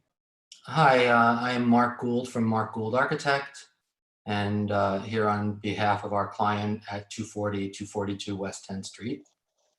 I'm trying to get control of the screen here. Do I have that? So you just need to click on the slide that you see on the screen, and then Okay. you can either use arrow keys, which is recommended, and there is a slight lag. So Thank you. Well, thank you for all of you arranging this virtual meeting, and I hope you're all safe during this time. Our client purchased 240-242 about 1.5 years ago, and we've been helping them to do a number of renovations on the building. Been working with the staff personnel at Landmarks on a number of other applications for both interior renovations of the apartments, approximately half of the total 44 apartments that are in the 2 buildings, and some other work on the rear and front facades. So here are the historic photos that we have of the 2 buildings, 240 on the left and 242 on the right. And the building is largely intact on the front facade. For what you saw in the historical photos, this is the same thing. We actually have, it's 2 separate lots, so this is actually 2 applications wrapped into one presentation. Here you see the buildings in their current state. And so it's a 6-story building, or 6-story buildings. They have retail on the ground floor and 5 levels of residential on the front part of the building and 6 stories of residential on the back. It's 4 units per floor. They have a shared fire balcony, which you can see. It's not a true fire escape, but a balcony that allows crossover from one apartment or one building to the others in case of an emergency.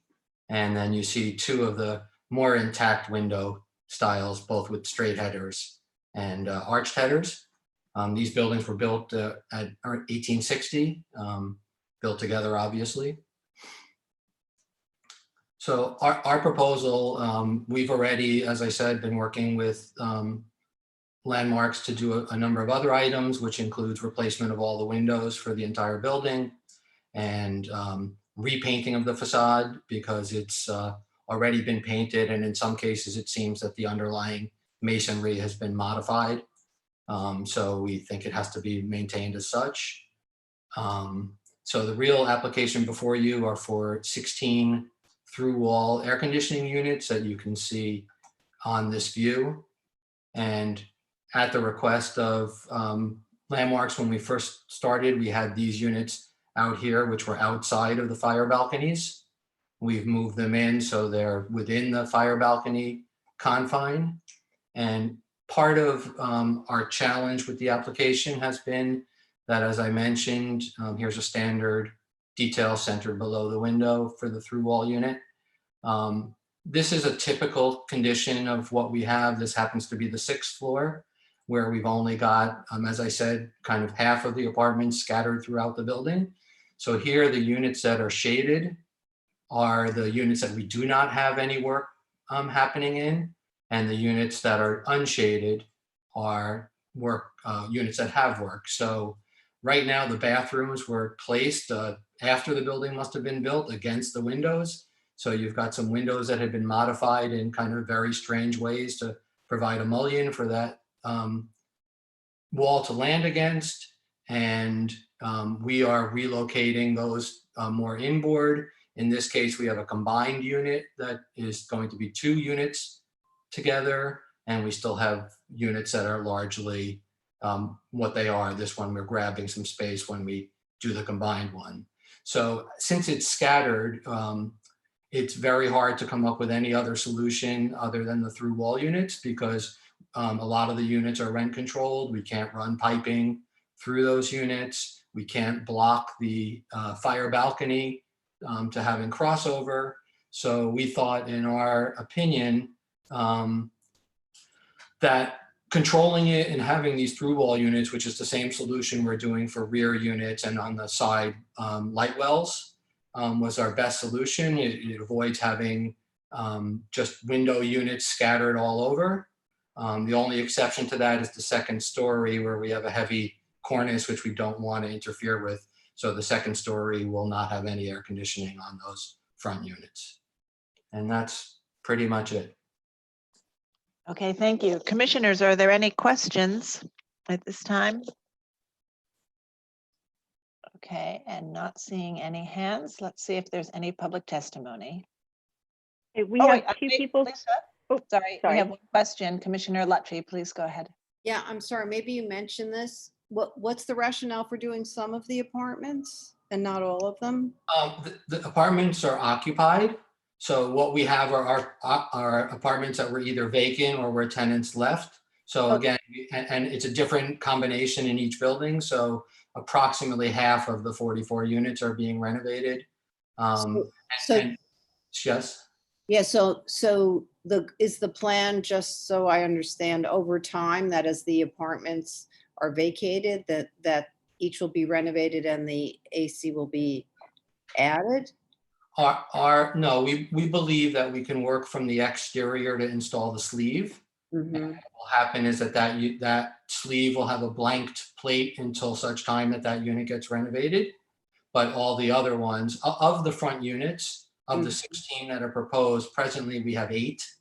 Mm-hmm. And it's more in one building than the other. It's all of the units in 240 at the 3rd, 4th, and 5th level. And it's only 2 units in 242 presently, but we believe over a short period of time, and they're going to be doing all the windows at once as well. We'll have some oddball conditions to deal with where those bathrooms still exist, but we're looking to try and do as much of the work all at once, and the only thing remaining would be to install the actual AC unit later. Okay. Thank you. You're welcome.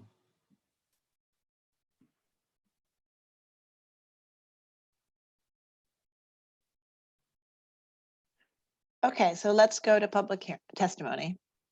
Okay, we have 2 people signed up. So first, Kelly Carroll, HDC.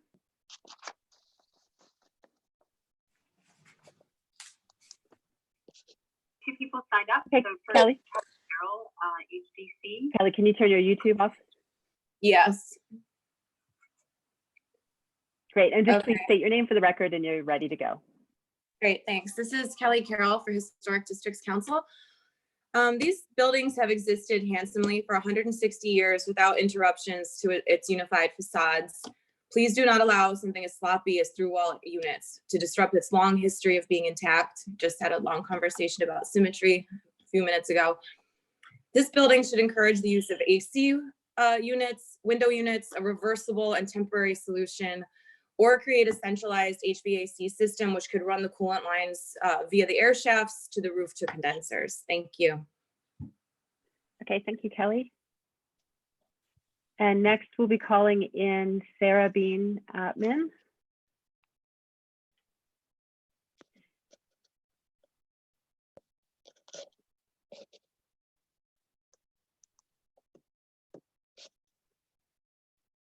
Okay, Sarah, you've joined the meeting. And you can state your name for the record and you have 3 minutes.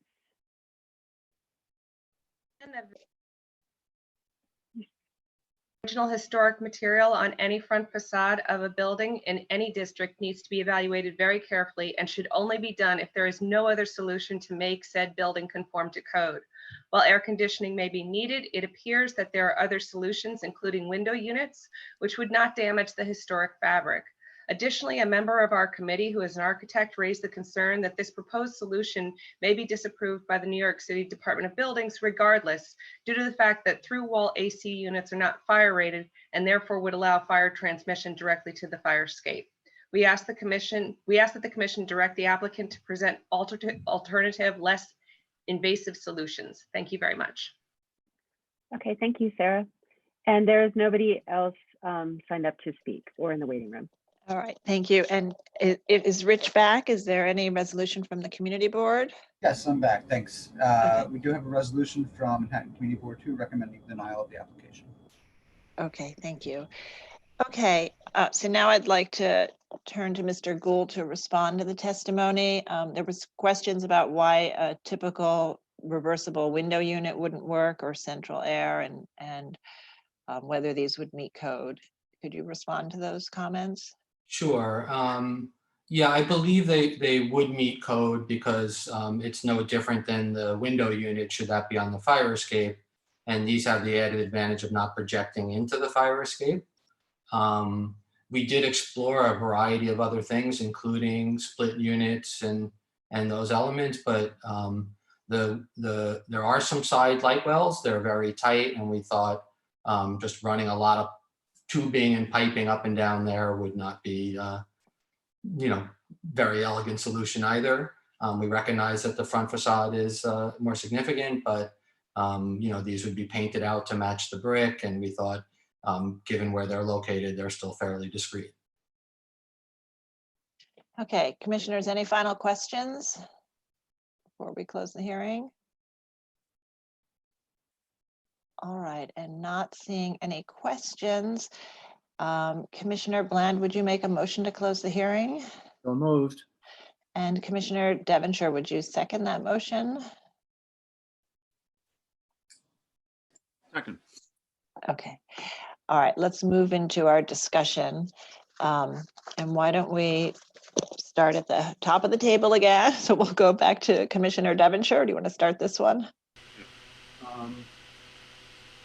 It is, it's a sizable project, but I really believe that the fact that these openings will be disguised essentially by the fire balconies, that I can find it approvable.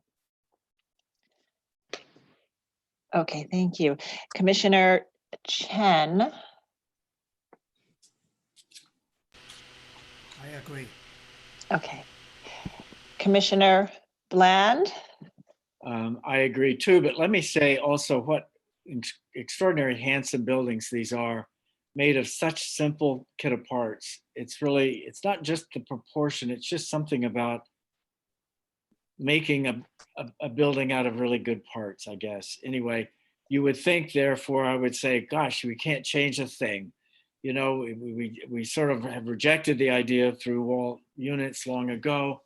But in this case, it seems to me very appropriate that the people who live behind these windows would be able to have air conditioning and not have window units sticking out of odd windows and so forth. The fire balconies, these historic, beautiful balconies, disguise them nicely.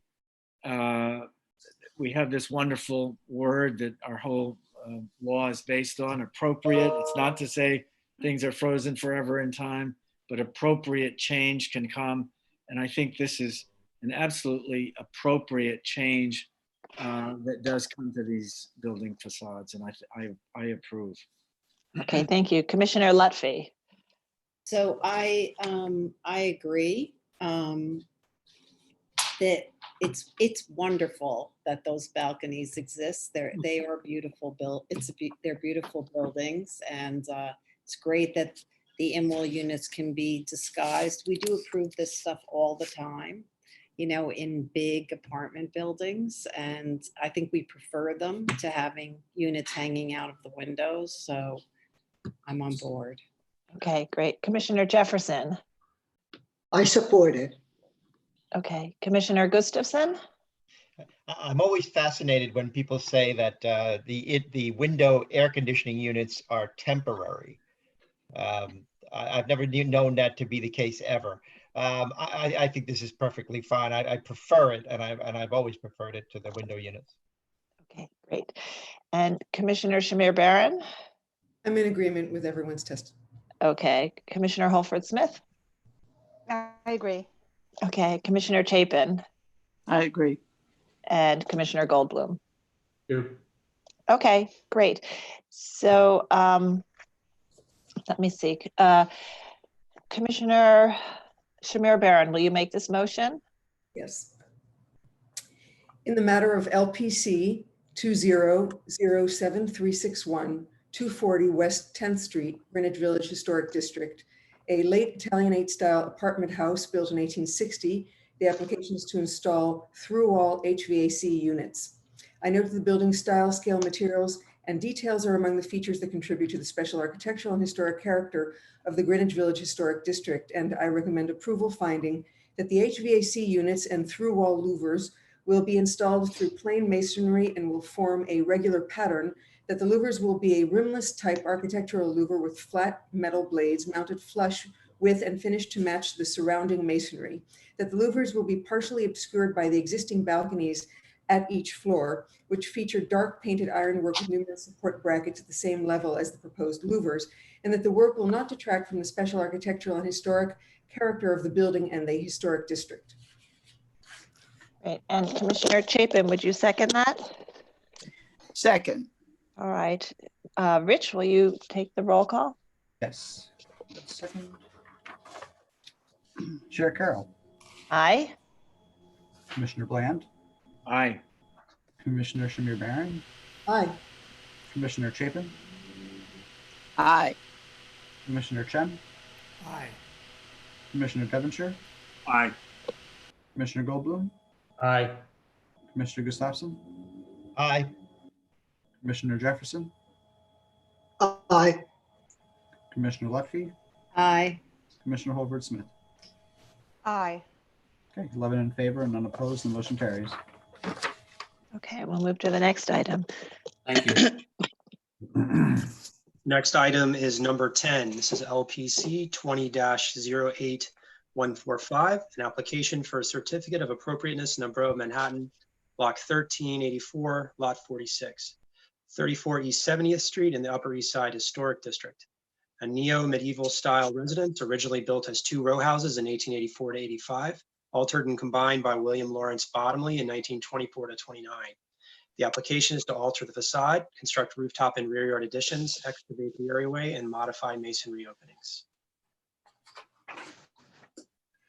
Hi, good afternoon, Commissioners. Cass Stackelberg, Higgins, Quays, Barth and Partners.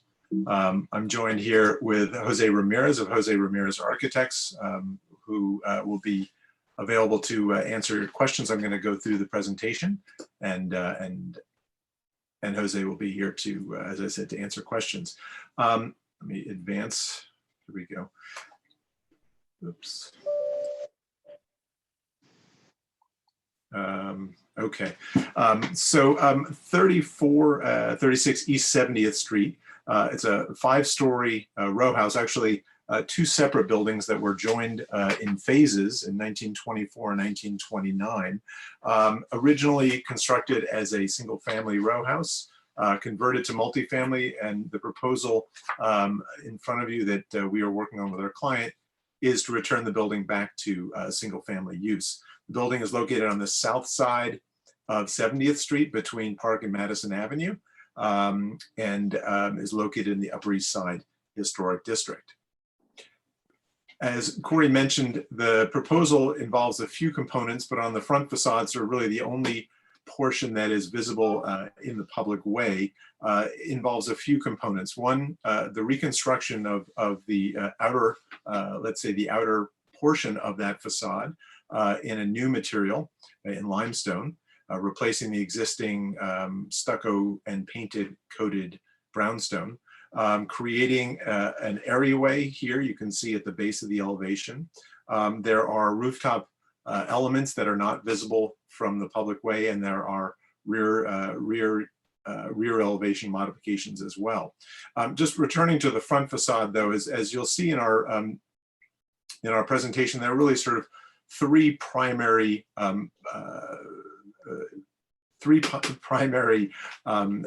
supporting arguments for the appropriateness of this change. One, first and foremost, is the condition of the underlying facade. As you'll see, the existing was brownstone. It was hammered as part of the original design of the architect, William Bottomley, which then only accelerated the deterioration of the material.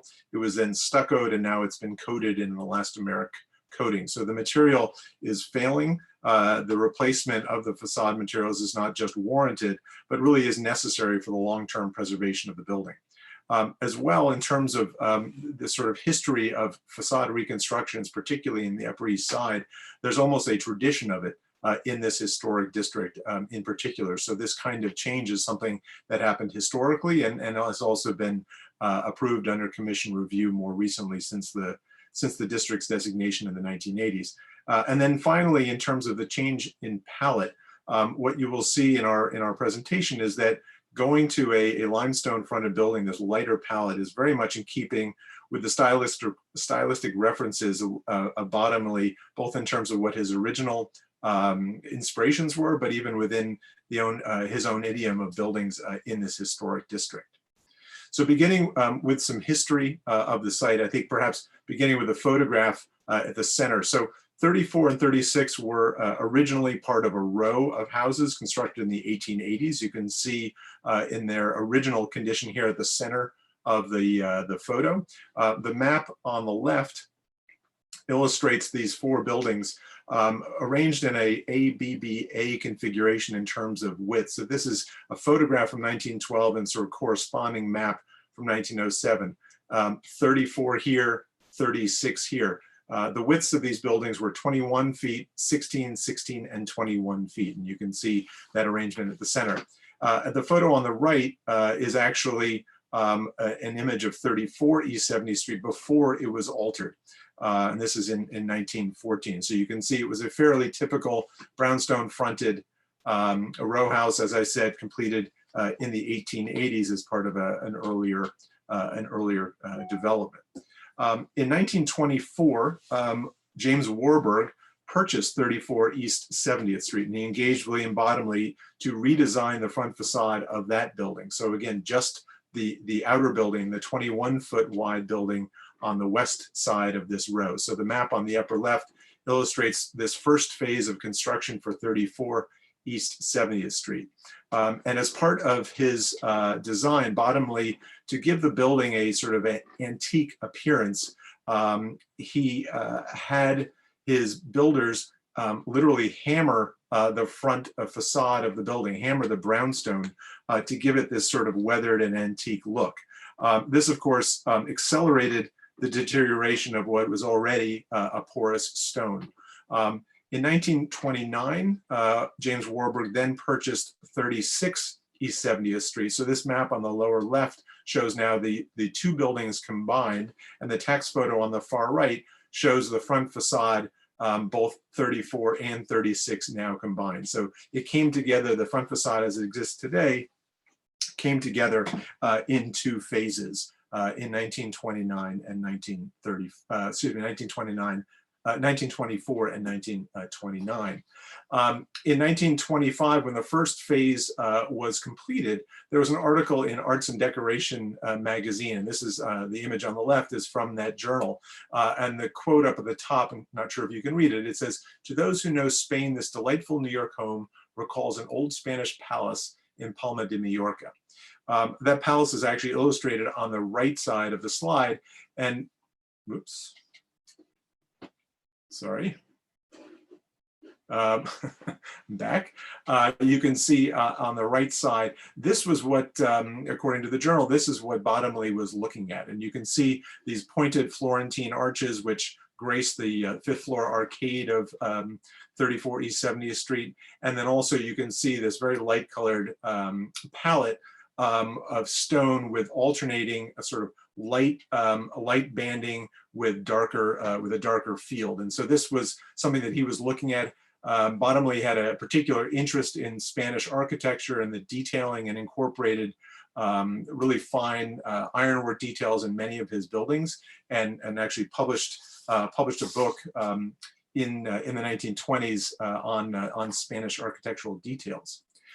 As well, looking at some of his work in the Upper East Side Historic District, working within limestone fronted buildings was something very typical of Bottomley. So these are three examples in the district, similar to the 70th Street property, originally constructed in the end of the third quarter of the 19th century. The front facades were stripped and removed, and then Bottomley designed a replacement facade in limestone. We've also looked at, returning back to the building and looking at the existing conditions. This is the way the building appears currently. And as I said, it's been painted. It's got an elastomeric coating over stucco with the brownstone beneath it. The condition of the brownstone, as I mentioned, so this is a series of photographs from 1914 on the left, 1944 in the middle, and then the 1980s tax photo on the far right. So this original condition of the brownstone as it appeared in 1914, and then after it was hammered as part of this transition of the building to what's called out in the designation report as a neo-medieval style. And you can begin to see some of the deterioration of the material, particularly up in this area. And then by the 1980s, a very stained and delaminated facade that is quite apparent in this color photo from the 1980s. Looking a little bit more closely, so again, we took advantage of these very high resolution photos from the Museum of the City of New York and just zoomed in this photo in 4 different areas.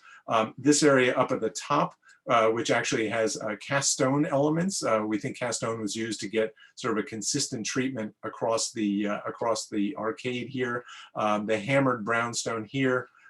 Detail 2, which you can see in this area, is already showing by 1944. So 20 years after completion of Bottomley's design, the facade is already sort of peeling off. And then on the lower portions of the facade above the 3rd floor, and then at the 2nd floor, varying conditions. This area here, number 4, protected by this projecting element, so perhaps in a little bit better condition. But even by the 1940s, the material was already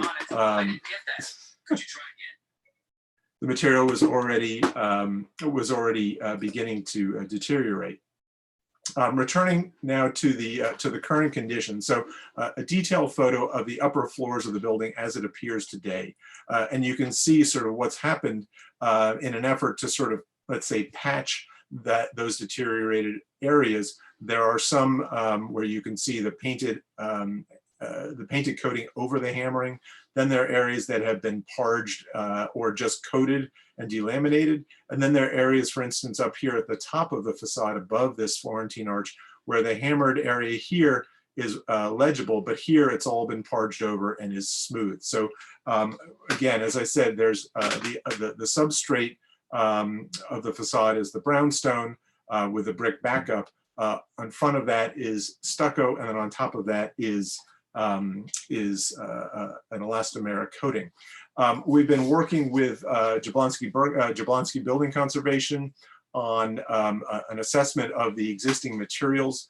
They've done a series of probes, and we've got photographs of those probes included in the presentation here. And so these are a few different locations to show the light colored stone. So here on the upper left, what you see here is actually the original color of the lighter stone or the lighter cast stone. The yellow paint is what is there presently, but there was actually a DEP or some other fixture here that was removed, so you can see the actual light color of the material, which is very close to a limestone.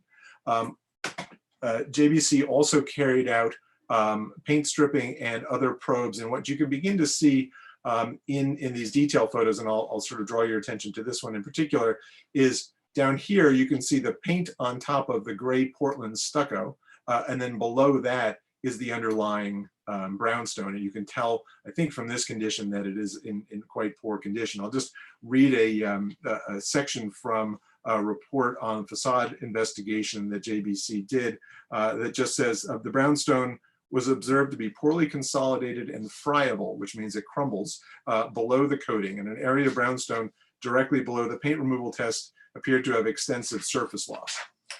Deteriorated friable condition of the brownstone could in part be due to the presence of the elastomeric coating. While elastomeric coatings are often marked as appropriate for masonry and both waterproof and breathable, these very thick coatings are impenetrable and do not allow moisture that becomes trapped behind the coating to evaporate, in turn leading to the deterioration of the masonry substrate. This is a report that we've shared with the staff, and I think perhaps has been forwarded on to you all.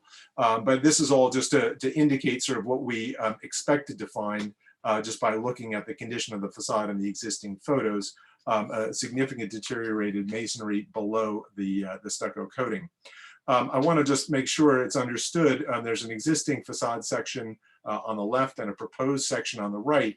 Our plan is to retain the thick brick backup and to reface the building with new material, to replace it with limestone, a natural material that will obviously last far longer than the stucco. But it's important to note that the brick backup will remain. The composition, the position and size of the window openings of the existing will all remain in their current location. Similarly, lower down on the front facade, again, the brick backup remains, and we are just proposing to reface it in limestone. A few precedents that we found to be particularly interesting in this particular case. Two in particular here. This is a Bottomley house on 92nd Street. Again, it was an 1880s row house. It was redone in stucco by Bottomley in the 1920s or 1930s. And then the photo in the center is from 2005, and then a 2006, 2020 photograph. But under commission review, the commissioners approved replacing the stucco with limestone under a commission review. And the next precedent, which might actually be more applicable to our condition on 70th Street, on East 72nd Street. These two houses were part of a brownstone fronted row, also an 1880s row of houses.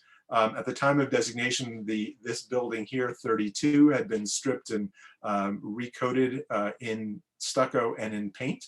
And under commission review, there was an approval to remove, again, keep the backup, but remove the remaining brownstone and reclad the facade in a lighter material. So what had originally been a sort of a suite of buildings in similar material, today there are associations obviously with the cornice and some of the detailing in the facade, but the color between these two buildings is different and not identical.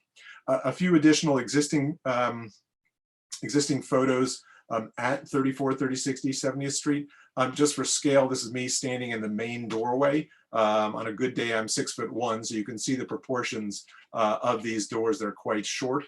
I also want to point out in this photo on the upper left, the adjacent two buildings have stoops and areaways that extend quite far out. We're proposing, as you'll see in a moment, an areaway which sits within the property line, but also well within the line of these adjacent appurtenances. A few other photos across the base. There's some beautiful ironwork at the ground floor. All of that will be retained. And as well, the second floor railing, a detail photo here from 1944 shows some of the detailing that existed back in the 40s across that railing. There were there were little diamond patterns set into the railing, as well as sort of reeded wheels, and those elements are now gone. There's sort of a single one of these left, which I'm highlighting here with my mouse, but the balusters along this railing have been lost. So much of the decorative elements here have been removed, and we're looking to sort of modify this railing and reincorporate the detailing into short balconies or railings at these parlor level windows. At the rear of the building, again, you can see here across the top the distinctions between 34 and 36 and the neighbor at 38. The upper three floors are quite simple. There's no articulated corbelling across the top edge of the buildings, and then a series of different volumes and extensions off the back. A key plan here on the right, you can see the side yards and the rear yards. Again, fairly simple detailing across the back of these buildings. So returning now to the front facade and the design proposal.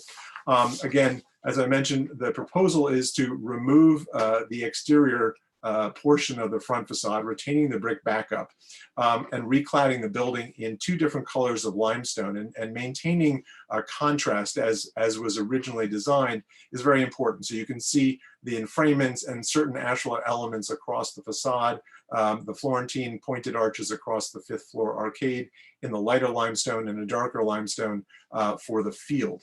As I mentioned, we are looking to lower these doors and windows to create an areaway with a new railing at this level. We are proposing to remove this railing, which I just pointed out has lost a lot of its articulation, and integrate railings at each of the windows, replicating the historic detailing. And then this railing would be retained and restored. In terms of the composition of the front facade, as I mentioned earlier, it's very important that we maintain the position and sizing of these windows. I think there's a sort of an interesting history and story that one can read in this asymmetrical elevation, and maintaining that is important.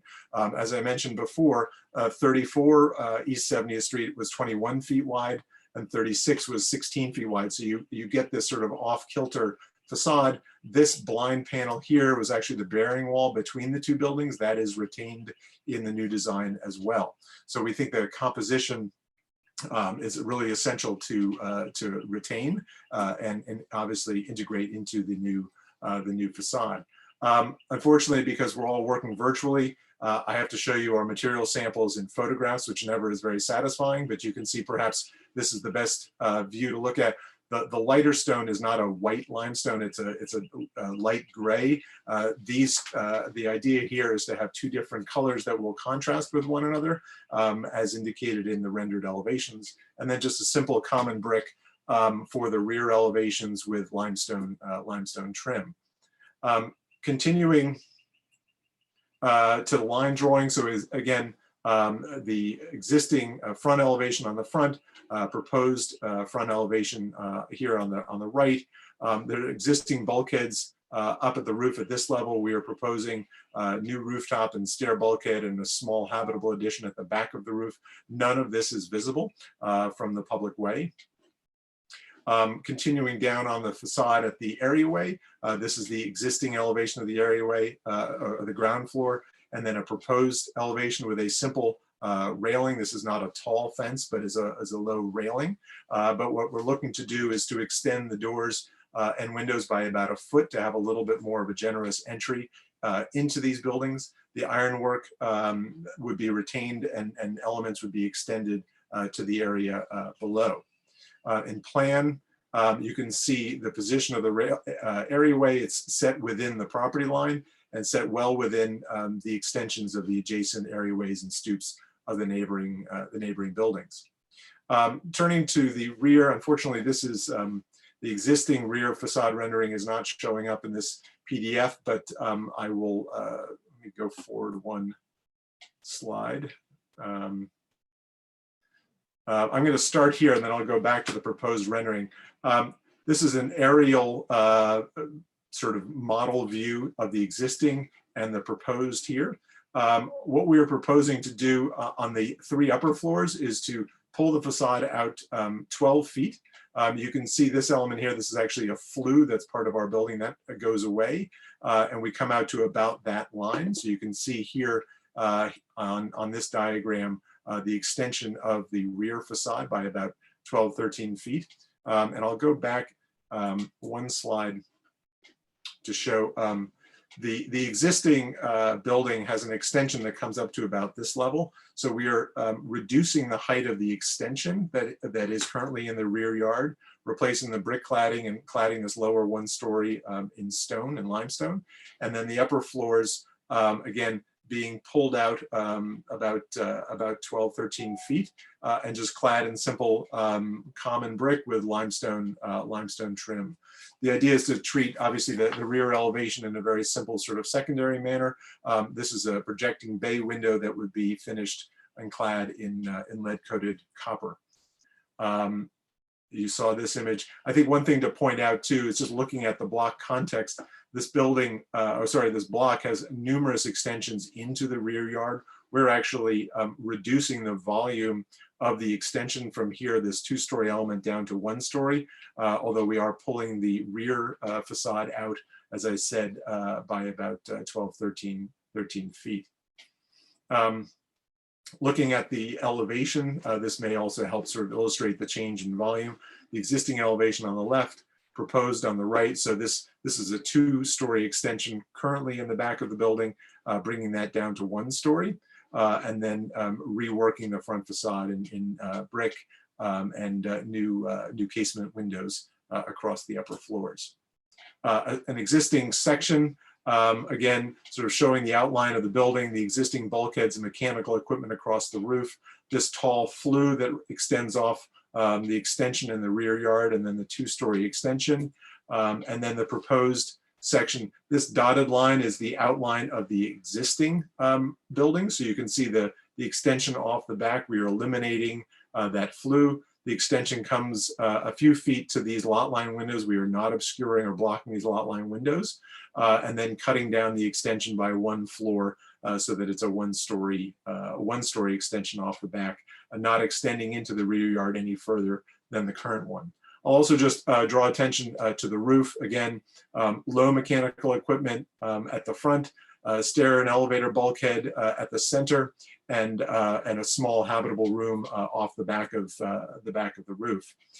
We've constructed a mock-up. The only thing that is visible, we wanted to show this as part of the public hearing, but in this photo you can see with a zoomed view, there's a very small amount of visibility of a chimney that has to be raised, and that's not in association with any of the rooftop construction. It's actually just because it's too low. All the rooftop construction, I'll show you a roof plan in a moment, is considerably to the south and to the west. So it's not being raised because of what we're doing on the roof. It's really just a condition that requires an increase in height of that chimney. Floor plans, I'll go through these fairly quickly. We can come back to them. I think I'll stop at the roof plan just to illustrate a few of those points. This is the existing roof plan here on the left, and our proposed roof plan here. So again, stair, an elevator bulkhead in this area, habitable space to the back of the roof. This is the street here. This is the chimney that has to be raised by a couple feet. As I said, it's more than 10 feet away from this construction, so it's not being raised because of the addition of the bulkheads on the roof. And then this, just to call this out, this is about 19 feet back, and again, none of this is visible from the street. And then just returning to where we began, again, to the front facade. Again, I think the condition has sort of led us to consider a material change at the front. The condition of the front facade is quite poor. And as I said, it's not just warranted, we think it's really necessary for the long-term preservation of the building. And then in terms of its appropriateness within the district, obviously there is a history or even tradition of reconstructing front facades. And we think within the architectural idiom of Bottomley's work, working within this light palette, and as well the stylistic references that he was looking to is actually quite close to what we are proposing with this high quality limestone front facade for the building. With that, I'd be happy to take questions and have Jose and I join in conversation. Okay, thank you, Cass. And we do have a question from Commissioner Goldblum. Sure. Hi, can you just go back to the page where you show the samples of the stone? Sure. Let me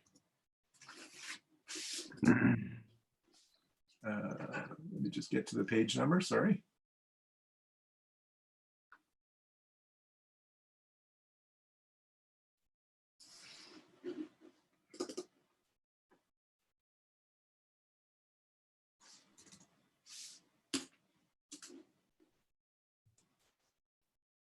Oops.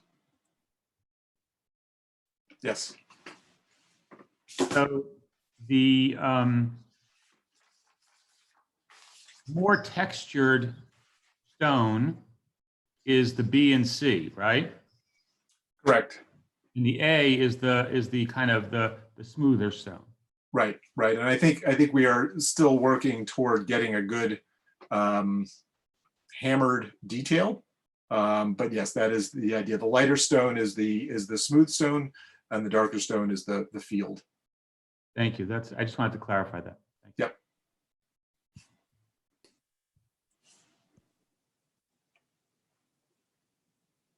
Sorry, Commissioner Jefferson. I had the same question.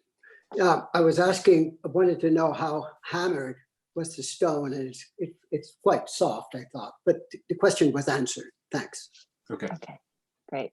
Commissioner Devonshire. Saying hammered, you mean a pecked finish, correct? I'm sorry? You mean a pecked finish, not a hammered finish. Pecks? I don't know that term, actually. It's a masonry term. Okay. Thank you. All right, any other questions? All right, not seeing any hands raised. We'll see if there's any public testimony. Yes, there's two people that signed up to testify. We'll start with Laura second. Bacon.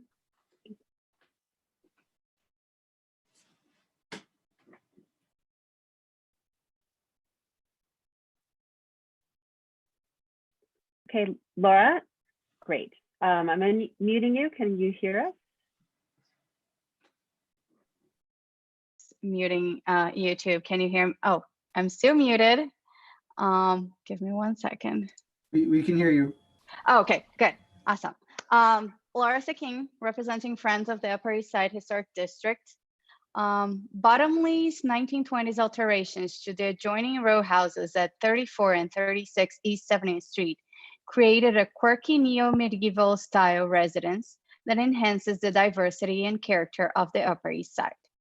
The proposed change represents an enormous change to the architect's original intent for this house.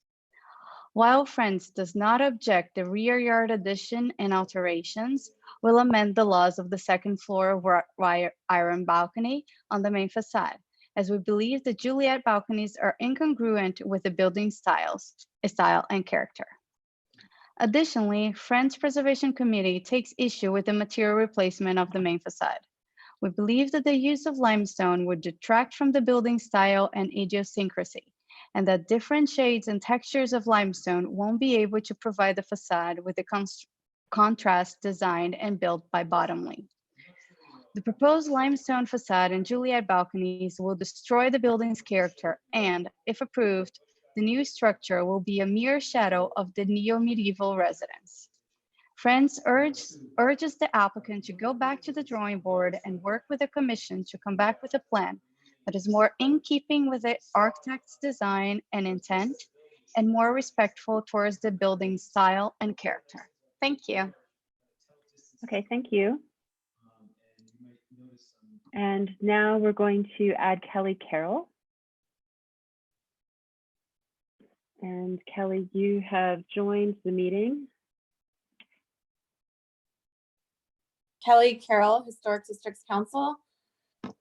James P. Warburg commissioned renowned architect William Lawrence Bottomley to unify two row houses in a rare neo-medieval style when he purchased these properties in 1924. This significant intervention by a notable architect should be regarded as a finished design, not a placeholder. Further interventions to this facade should move it toward its appearance when it was completed in 1929. Limestone was never a part of Bottomley's intention for this property. Although he employed it on the facades of projects in this vicinity, here he did not. To this end, HDC finds it peculiar to seek Bottomley design precedents based on other properties to justify limestone as a facade treatment because the subject itself is a Bottomley design. It is possible that the original drawings for this house exist in the William L. Bottomley architectural drawings from 1913 to 1946 in Avery Architectural and Fine Arts Library at Columbia University. HDC asks that work to this facade be based on historic evidence and for the original intention of two balconies be retained as well. Finally, the areaway fence would do well to line up with the adjacent property lines. Thank you. Okay, thank you, Kelly. And that is everybody that is here to testify. Okay, thank you. And Rich, do we have a resolution from the community board or other written testimony? Yes, we do have a resolution from Manhattan Community Board 8 recommending approval for all other aspects and denial for the limestone facade. And we have one letter in opposition from a member of the community. Okay, thank you. Okay, Cass, would you like to respond to some of those comments or any of those comments? Sure. I mean, I think what's important to remember, and this there was a lot of discussion with the community board about this fact as well. But you know, what we have today is really not the historic facade. It's not the historic appearance of the building. We have a painted finish on a stucco on brownstone. So I think you know, there was discussion among the community board about the sort of degree of change, and I think measuring what is there today compared to what we're proposing, you know, there is a change, of course, but I think looking at the building, the integrity of this building, particularly the front facade, really is compromised. So I think that's the first thing to remember. I think the other thing to think about is this notion of this being a sort of a quirky building, and I would agree with that. It has this neo-medieval style designation, which is a bit of a catch-all for the district. There are about 4 or 5 other buildings in the district that have the style designation, but they all look quite different from one another. For us, what I think is really significant is if one understands that the underlying condition of the building is in poor condition, looking at the source material for Bottomley, and in particular that facade, or the castle rather, in Majorca, and seeing sort of this light facade, I think to us, and the way that there's a balance between the light stone and then the different shades of that lighter stone, to us that is what actually allows us to sort of retain the design. I mean, this is not a significant departure from what Bottomley designed. It's a change in materiality, but in terms of design, we are trying to be actually quite faithful to the organization and composition of the facade, the positioning of the smooth units and the rougher units, and as well, while there's a modification to the railing at the second floor, that is something that has been compromised over time. We're really trying to retain all that really delicate original ironwork at the ground floor and at the third floor. So we recognize that there is a change. We also recognize, though, that the condition, we think, necessitates it, and that this change is something within the idiom of the architect himself. Okay, Commissioner Bland, I know you have a question. Go ahead. Thank you. Cass, the issue for me, I think, and probably everybody, community board as well, is the replacement of limestone, of brownstone with limestone. Mm-hmm. Admittedly, the current condition of the brownstone is a mess. It's been painted over and so forth. But you're replacing it all with limestone. Why couldn't you replace it with brownstone and have it be closer to the original idea? And right. I think it might, I mean, I want you to answer, but it seems to me it's completely an aesthetic choice. It is an aesthetic choice. It's, I think it's also, I mean, the materiality sort of going, brownstone is not readily available. It's not also the, you know, in terms of durability, it's not as stable, let's say, as limestone. Under in these current conditions, it's better than it used to be. It performs better than it used to be, but it is also an aesthetic choice. It's a preference of our client. But I think it isn't just, you know, it's not like he said he wanted marble. And so we're proposing marble. This is a material that we think is, you know, found throughout the district. And it's found both in the source material for Bottomley as well as some of his own work. So it's not sort of outside the bounds of what the architect was working in himself. I understand, but technically, from a technical point of view, you could put up the same size stone pieces that the limestone that you're suggesting with the brownstone piece too, right? Right, and you know, I've worked on a few projects where there has been, you know, let's say a brownstone fronted building. I worked on one in Soho that had been brownstone. It had been parged, and in the end, the facade replacement was done in a cast stone, similar to other projects in Greenwich Village that we've worked on. You can replicate the color of brownstone, but other materials end up being a bit more stable. We wanted to go with a natural material. And the client had a preference for a lighter material. So that's how we got to limestone. Okay, thank you. Yep. All right, are there any other questions? Okay, not seeing any hands raised. I think we will move toward closing the hearing, and Commissioner Lutfi, would you make a motion to close the hearing? So moved. And Commissioner Devonshire, would you second that? Second. Okay, great. So let's move into our discussion. There's obviously the front facade material palette Sarah, change. can you vote to close the? Oh, I'm sorry. All in favor. I know, as I was unmuting everybody so they could vote. All in favor of closing the hearing? Aye. Aye. And any opposed? Okay, hearing is closed.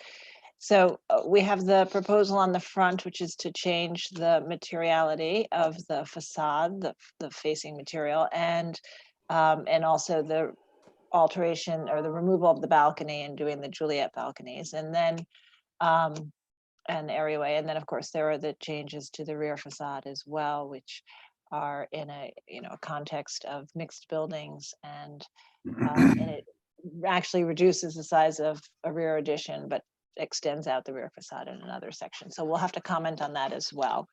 So why don't we start to go around the table, and why don't we trying to again change this a little bit. Why don't we start with Everardo and we'll work our way up. On the issue of the facade,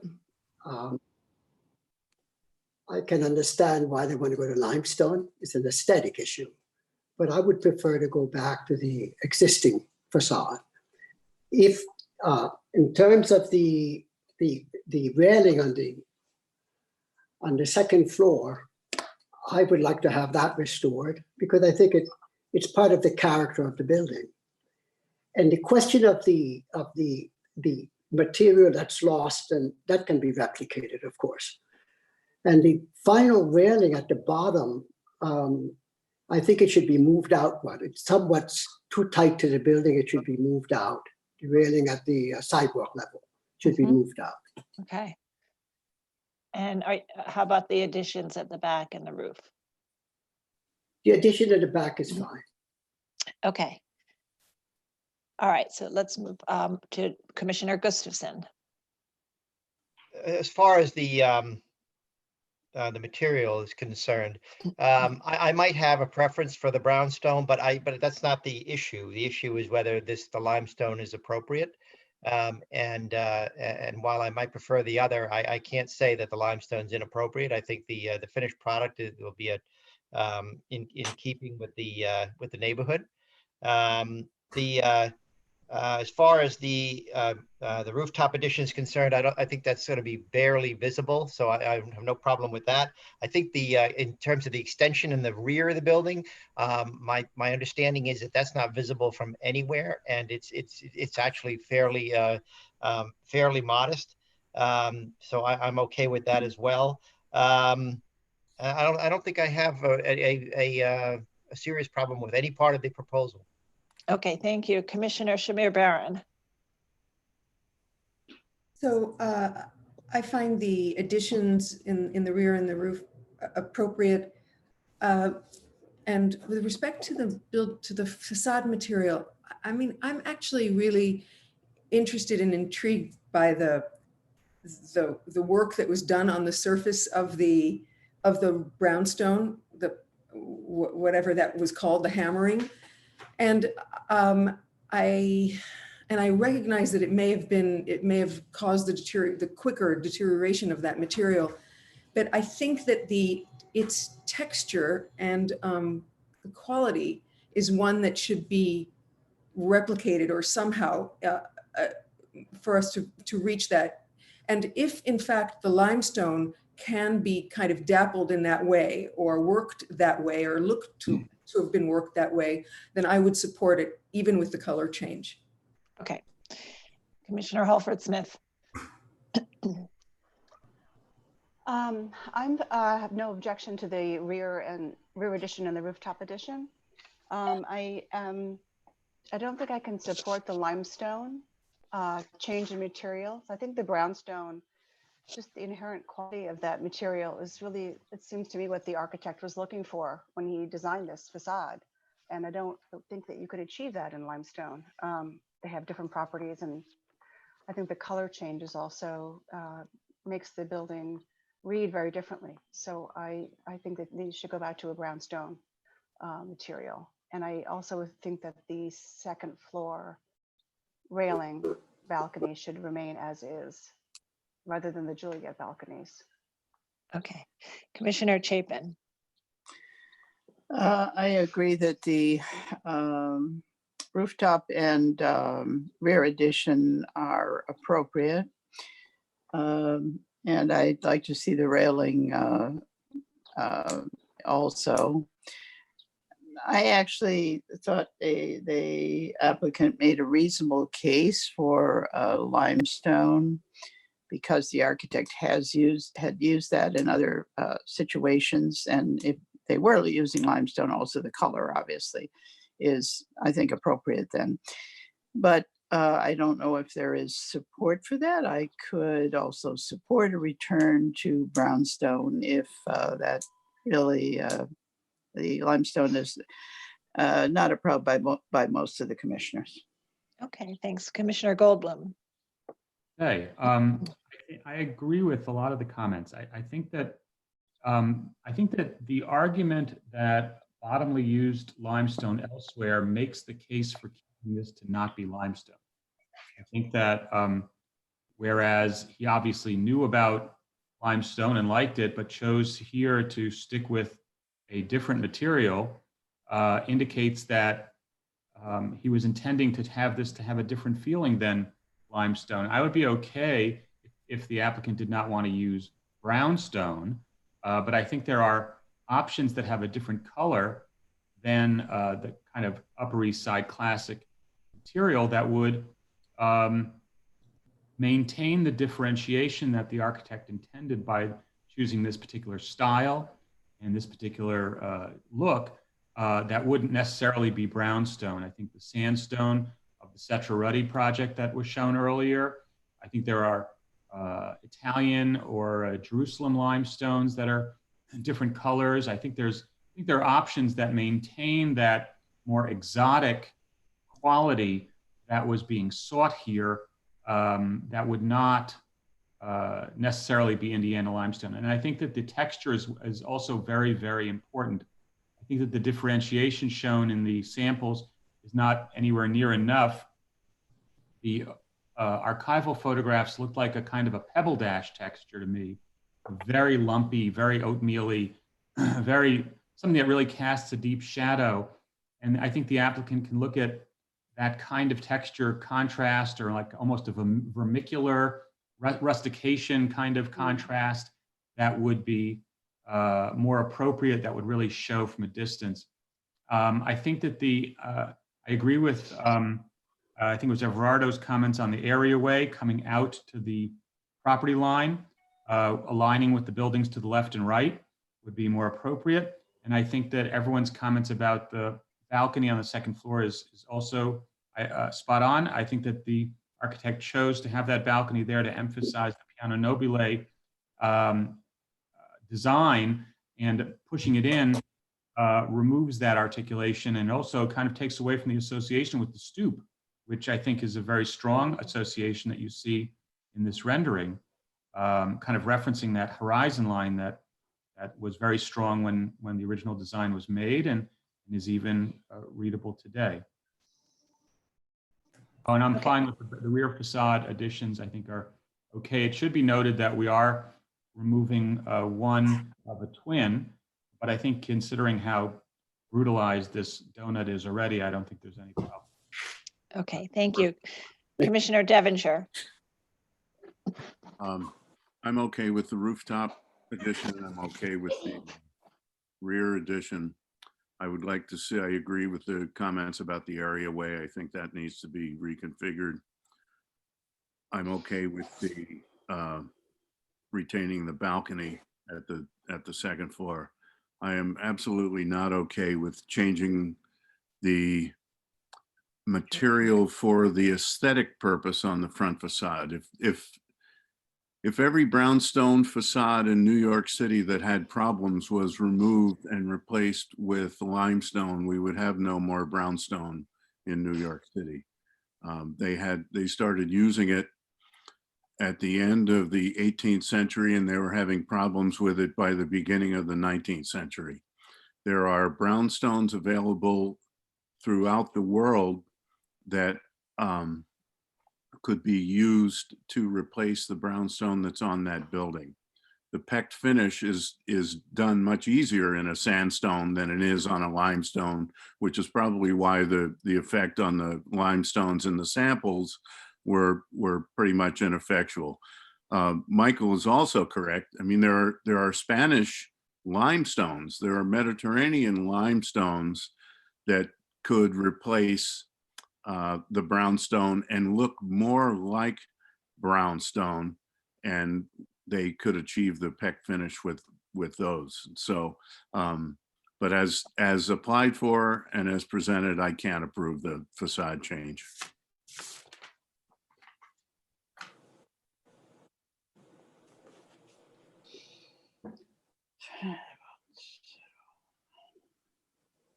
Sarah, you're muted. Commissioner Chen. Hi. I have no problem with the rooftop, like most commissioners, also the rear addition. I agree that the balcony should be retained and restored. Can you hear me? Yes. And I'm sort of ambivalent about the material choice for the front. I agree with a lot of comments about limestone may not be the ideal material. So that is something I defer to the majority of the board. Okay, all right. So in case that wasn't clear, he's comfortable with the rooftop and rear yard addition. I would prefer to see the balcony restored, and is ambivalent about the front facade materials, has concerns, and is interested in some of the suggestions other commissioners have made. Commissioner Bland? Thank you. To me, the first thing I had to figure out and come to a conclusion about is this issue of the proposal is changing bottomly so much. Well, bottomly changed what he got an awful lot more. So, but the question really comes back to, I guess, bottomly. And it seems to me as if bottomly is an important enough architect. And so many changes, of course, over time, these facades, particularly on the Upper East Side, have gone through, that I began to, not easily, but not quickly, but come to the conclusion that we should respect the bottomly design, even as we change it very delicately. So just to get it out of the way, the roof and the rear are fine with me. Yes, I agree with others who have suggested that the front fence be brought out further, give it more room, that the balcony should be retained on that piano noble, and that it should not be limestone. I mean, I asked the question, I was going back and forth in my mind, could it or couldn't it be? It's not bad here, but I think, I think the facade has to be fixed, not repaired. I mean, it has to be replaced, not repaired. It's beyond repair at this point.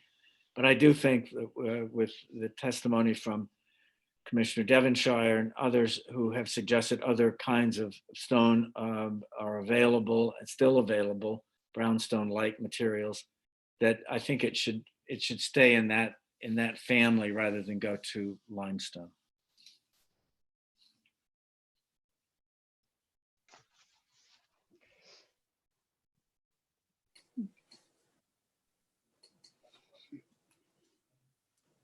Sorry, Commissioner Lutfi. Oh, okay. So the building as it currently is, despite its condition, it's really a very, very special building. And so much has to do with not only the design, but the materiality, the uneven surface, the contrast in the colors, everything, the balconies, everything sort of fits together to make this a building that you want to see live on. And I have to say that I have to give credit to the applicant in the sense that this new rendition pays homage in almost every way to the original, right down to the fact that, you know, in addition to having contrasting stone colors, you know, the texture is in there in a way that if this building was updated with brownstone, it just wouldn't have.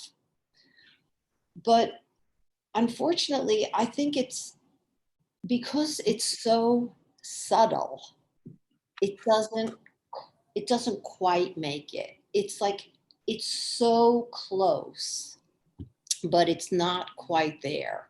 I just think it's losing something in the almost perfect translation. So I would recommend, as so many of my colleagues have, that you go back and look at the stone and actually, I don't know if it needs that much more of a differential in terms of the texture. It's definitely something to consider, but I also feel that it would be nice to have a little bit more differentiation in the color. And I completely agree with the comments about adding the lower balcony. And in order to add the lower balcony, you would have to move the areaway fence out so that they weren't really on top of each other. I think the roof is fine, and the addition on the back is a marked improvement from what it was. So I think that's just fine. Okay, great. Thank you all. This was an interesting presentation, interesting testimony, and definitely interesting comments from you all, commissioners, and largely a consensus on many of the aspects of this. And so I think we won't take an action today. We will keep it open. The commissioners are all comfortable with the rooftop and rear yard additions and changes. I think there was a consensus that the balcony should be retained and that the areaway fence should be pulled out to align with the adjacent areaways. And with respect to the material, I think it's understood that the brownstone is probably beyond repair, but I think most commissioners would like to see a material that is closer in terms of color, texture, quality, contrast to the original, and many have suggested various materials that one could explore in addition to exploring brownstone. So we won't take an action, and we'll let you think about that and come back to us when you have a revised proposal.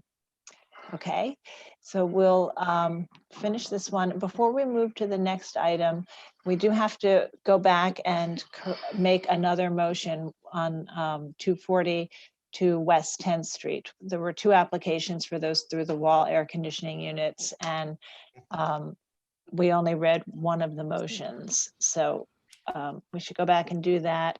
And Fred, do you have your motions handy? They're only on my iPhone, and I can't- Okay, so we won't. Let me see. Oh, that would be great. Commissioner Lutfi, is that you? Yeah, I have it. Let's do 242. Yeah, I was wondering what. Yeah.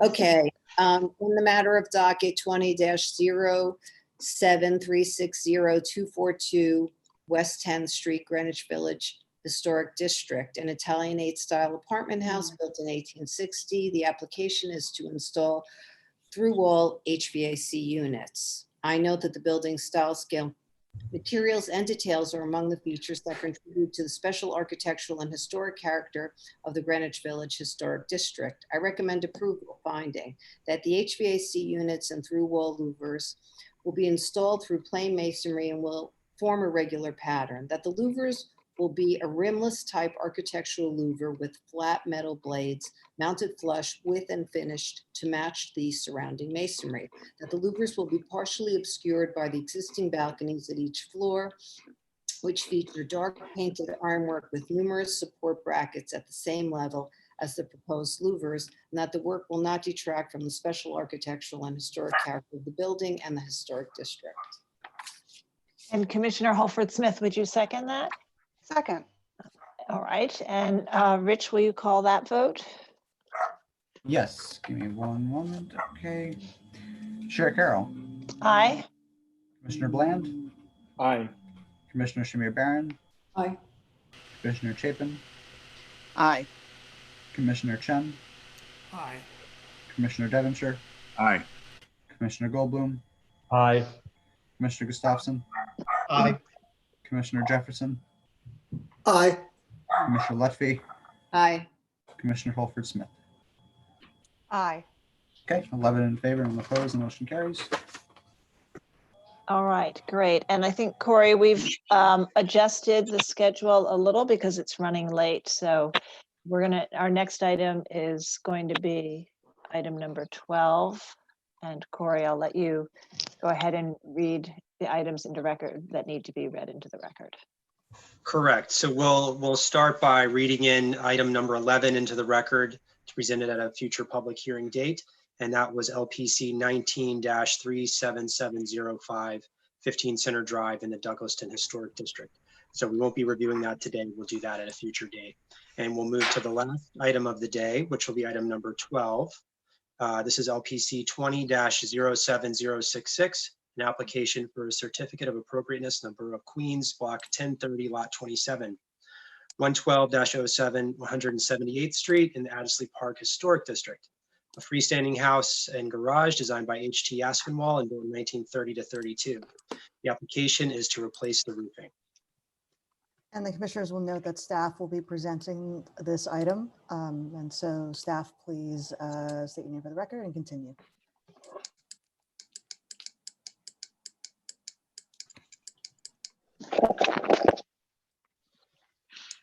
All right.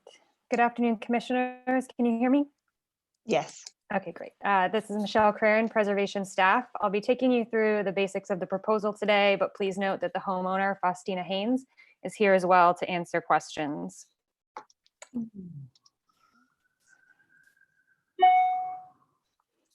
So the proposal before you today is to replace the slate roofing material found at the garage and the main house of this property in the Adderley Park Historic District. As you can see on this map, the property is located in the northern portion of the historic district at the corner of 112th Avenue and 178th Street. In the site plan, you can see that the garage is situated behind the house here. And however, it is visible from 112th Avenue as well as 178th Street. So these photos show the existing conditions at the main house with the view on the left from 112th Avenue and on the right, the front facade on 178th Street. Here you can see the current conditions of the roof at the garage. And here is the 1980s tax photo. So the owner of the property, the owner of the property is proposing to replace the roofing material at both the garage and the main house with EcoStar Majestic Slate shingles, which are a synthetic composite product made from 80% post-industrial recycled rubber and plastics.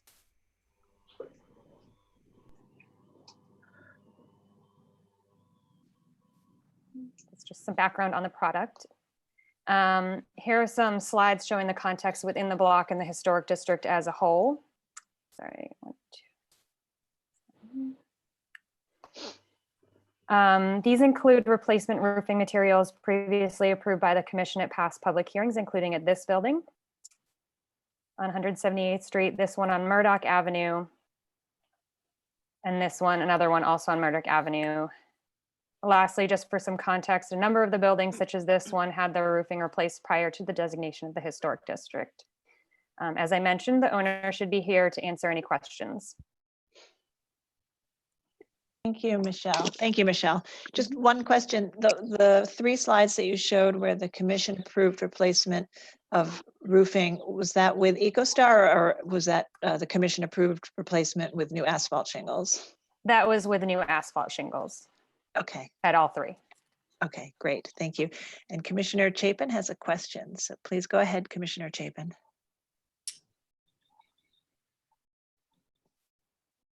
Oops. Commissioner Chapin, did you have a question? Where did you go? Whether we have, where we have approved it, if so, and in general, what our experience, the staff experience is with this material as a replacement for existing shingling. So oh, yeah. Go ahead, Michelle. I wasn't sure if you got that. So it was, you know, when has the commission previously approved the EcoStar material and how has it turned out? So we have not previously approved it in this historic district, and I don't believe, yeah, I did some research. I couldn't find us having approved it elsewhere either, just the use of asphalt shingles. Yeah, we have approved asphalt shingles a lot, but we have in the past also approved EcoStar, and I think that we had, so Michelle, it may not have come up in the searches that you did, but we have approved it. And I think that we have found that it is pretty successful in terms of its appearance and its depth and sort of texture, and it more closely recalls slate than the asphalt, even the architectural asphalt shingles do. And if I could just add to that one other note, in this particular case, if the current shingles on the roof were asphalt shingles or a non-historic material, staff would be able to approve this very application. However, it's the presence of the historic slate still there that leads it to you all. And as Sarah mentioned, we have approved this actually many times and find that it does have a pretty satisfactory appearance, particularly when viewed from the street and not really close up. That was my recollection, but I wanted to, you know, have the staff confirm it. Thank you. Okay. All right. Are there any other questions? I see. Oops, Commissioner Holford Smith. I thought I saw your hand. Okay. Yes. Here we go. Please go ahead. Oh, what happened? Okay. So looking at the photograph of the existing conditions, the slate seems to have quite a varied coloration. And I don't know if that's discoloration. And I believe that they're proposing to replace everything with one color. So just wondering if staff has looked at the matching, whether this proposed color is going to match well with what the existing is. I'll jump in on that one too, if you don't mind, Michelle. No, go ahead. The staff has looked at that as well. And the thing is with these synthetic slates is they don't have that many options. And when it comes to color blends, while they do occasionally offer that, they tend to be a little brighter and more contrasting than what we're used to seeing with weathered slate. And also the application in terms of the quality of the job from the contractor mixing in different colors and appropriate percentages varies from job to job. So in most cases, we found that kind of doing it in a monotone application is the safest bet to get a satisfactory appearance, but it indeed is possible and to find a product that does offer a mix of color blends. Okay, any other questions? Okay, not seeing any hands raised at this time. We'll move to public testimony.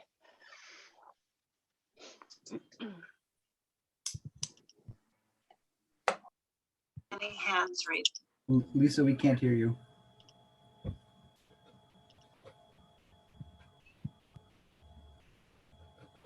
Lisa, are you there? You're not muted. All right, now you're muted. For that, yeah, sorry for that. My AirPods died. But Kelly Carroll's in, and okay, Kelly, if you want to get started. Great, thank you. Kelly Carroll, Historic Districts Council. HDC prefers that the applicant select a replacement shingle in a variegated color palette, which more closely resembles the slates currently, as opposed to a flat monochromatic application. This is an especially important detail when dealing with this type of replacement being used so close to the public way, as opposed to being higher up, like 7 stories. Given the age of this house, we have reason to believe that the original construction of the roof materials, which would have included copper hip and valley flashing, as well as copper gutters. So if there's any way to recall those or restore those features, it would help the synthetic slate to appear more convincing as an authentic material. Thank you. Okay, thank you, Kelly. That's everybody that signed up to speak. Okay, and Rich, did we receive any written testimony? No, we don't have a community board resolution either, just for the record. Okay, all right, thanks. Any final questions on this, commissioners? And I think what I'd like to do is just ask the owner if she would like to say anything before we close the hearing. Either in response See to, the owner in there. is she not in there? She is. Yes. The owner's here. I don't believe that Faustina. she Christine has, is I don't here. believe she has audio access currently. Okay, all right. Okay, so if that's the case, then why don't we go ahead and make a motion to close the hearing? And Commissioner Shamir Barron, would you make that motion? So moved. Am I reading it? No, just the motion to close the hearing. So moved, I'm sorry. That's okay. And Commissioner Jefferson, will you second the motion to close the hearing? I second the motion. Okay, and let's all vote to close the hearing. Aye. Aye. Aye. All right. Any opposed? Okay, hearing is closed. So let's move to discussion.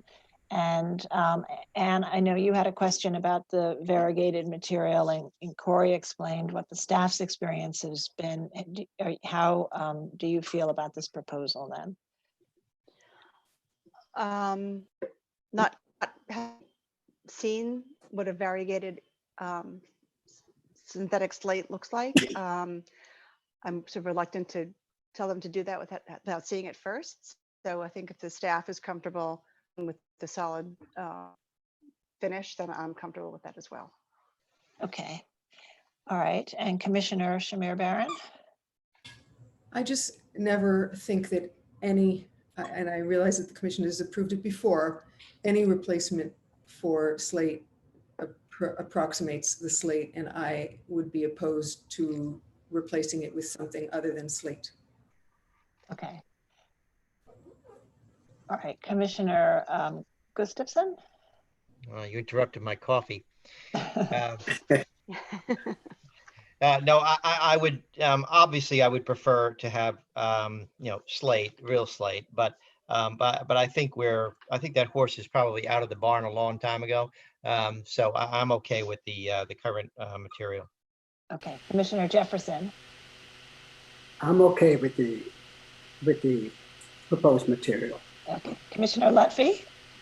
Yeah, I agree. It's kind of hard to tell when you can't really see the material. I'm looking at page 9 in the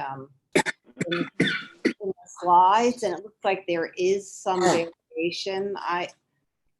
I think if the staff feels comfortable with it, then I'm okay with it, though. Okay, Commissioner Bland. I think if there's any material that I know of that replicates the real original, it's so-called fake slate, and I hate that term because it shouldn't be used. But I really do think, unlike what Addie said, I think this is one material that comes very close to approximating, particularly when you see it on roofs. I have seen the variegated or the blended, and it somehow falls apart visually. Just it doesn't work. As Corey said, it's too bright. It just calls attention to that. It is fake, but the homogeneous to me works really well, and I can approve it as presented. Okay, great. And Commissioner Chen. Yeah, I agree with the staff and I agree with the commissioners. Okay, thank you. And Commissioner Devonshire.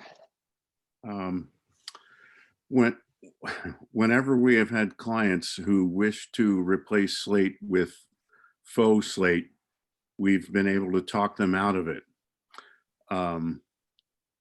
But that's because the performance life of even the worst Pennsylvania slate is about 110 years. I have no idea what the performance life is of EcoStar, but I know it's less expensive, and that's probably what this homeowner is looking for.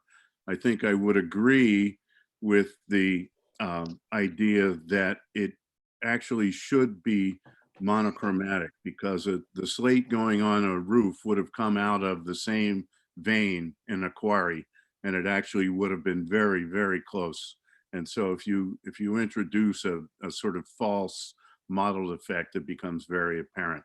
And so I will reluctantly, based on only my knowledge of real slate, say that I can approve this substitution, and I personally will use it as a guinea pig.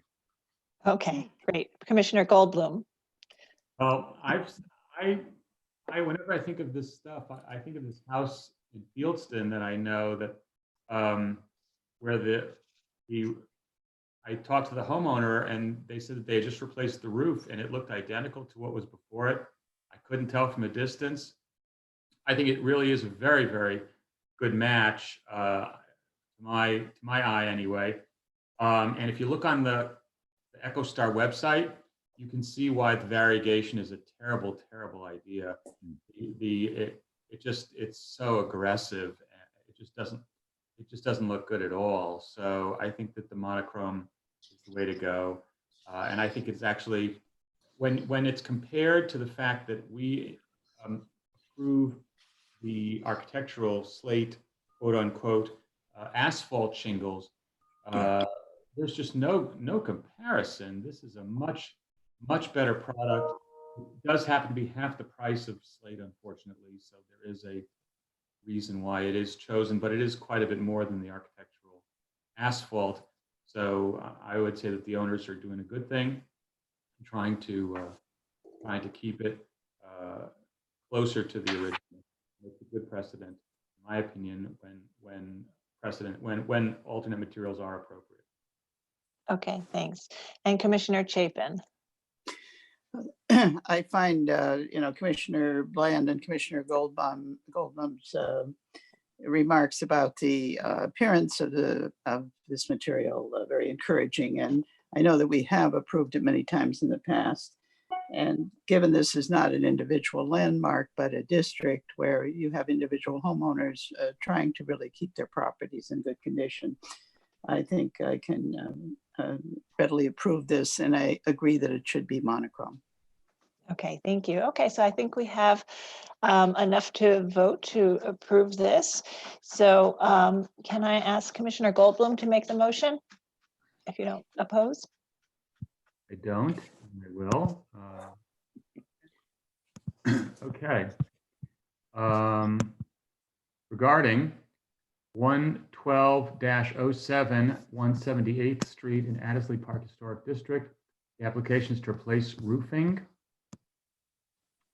I note that the building's style, scale, materials, and details are among the features that contribute to the special architectural and historic character of the Addisley Park Historic District. I recommend approval, finding that the deteriorated condition of the slate roofing at the house and garage warrants its replacement, that the proposed synthetic slate shingles will closely resemble the original slate roofing in terms of size, pattern, color, and texture, and that the proposed work will not diminish the special architectural and historic character of the Addisley Park Historic District.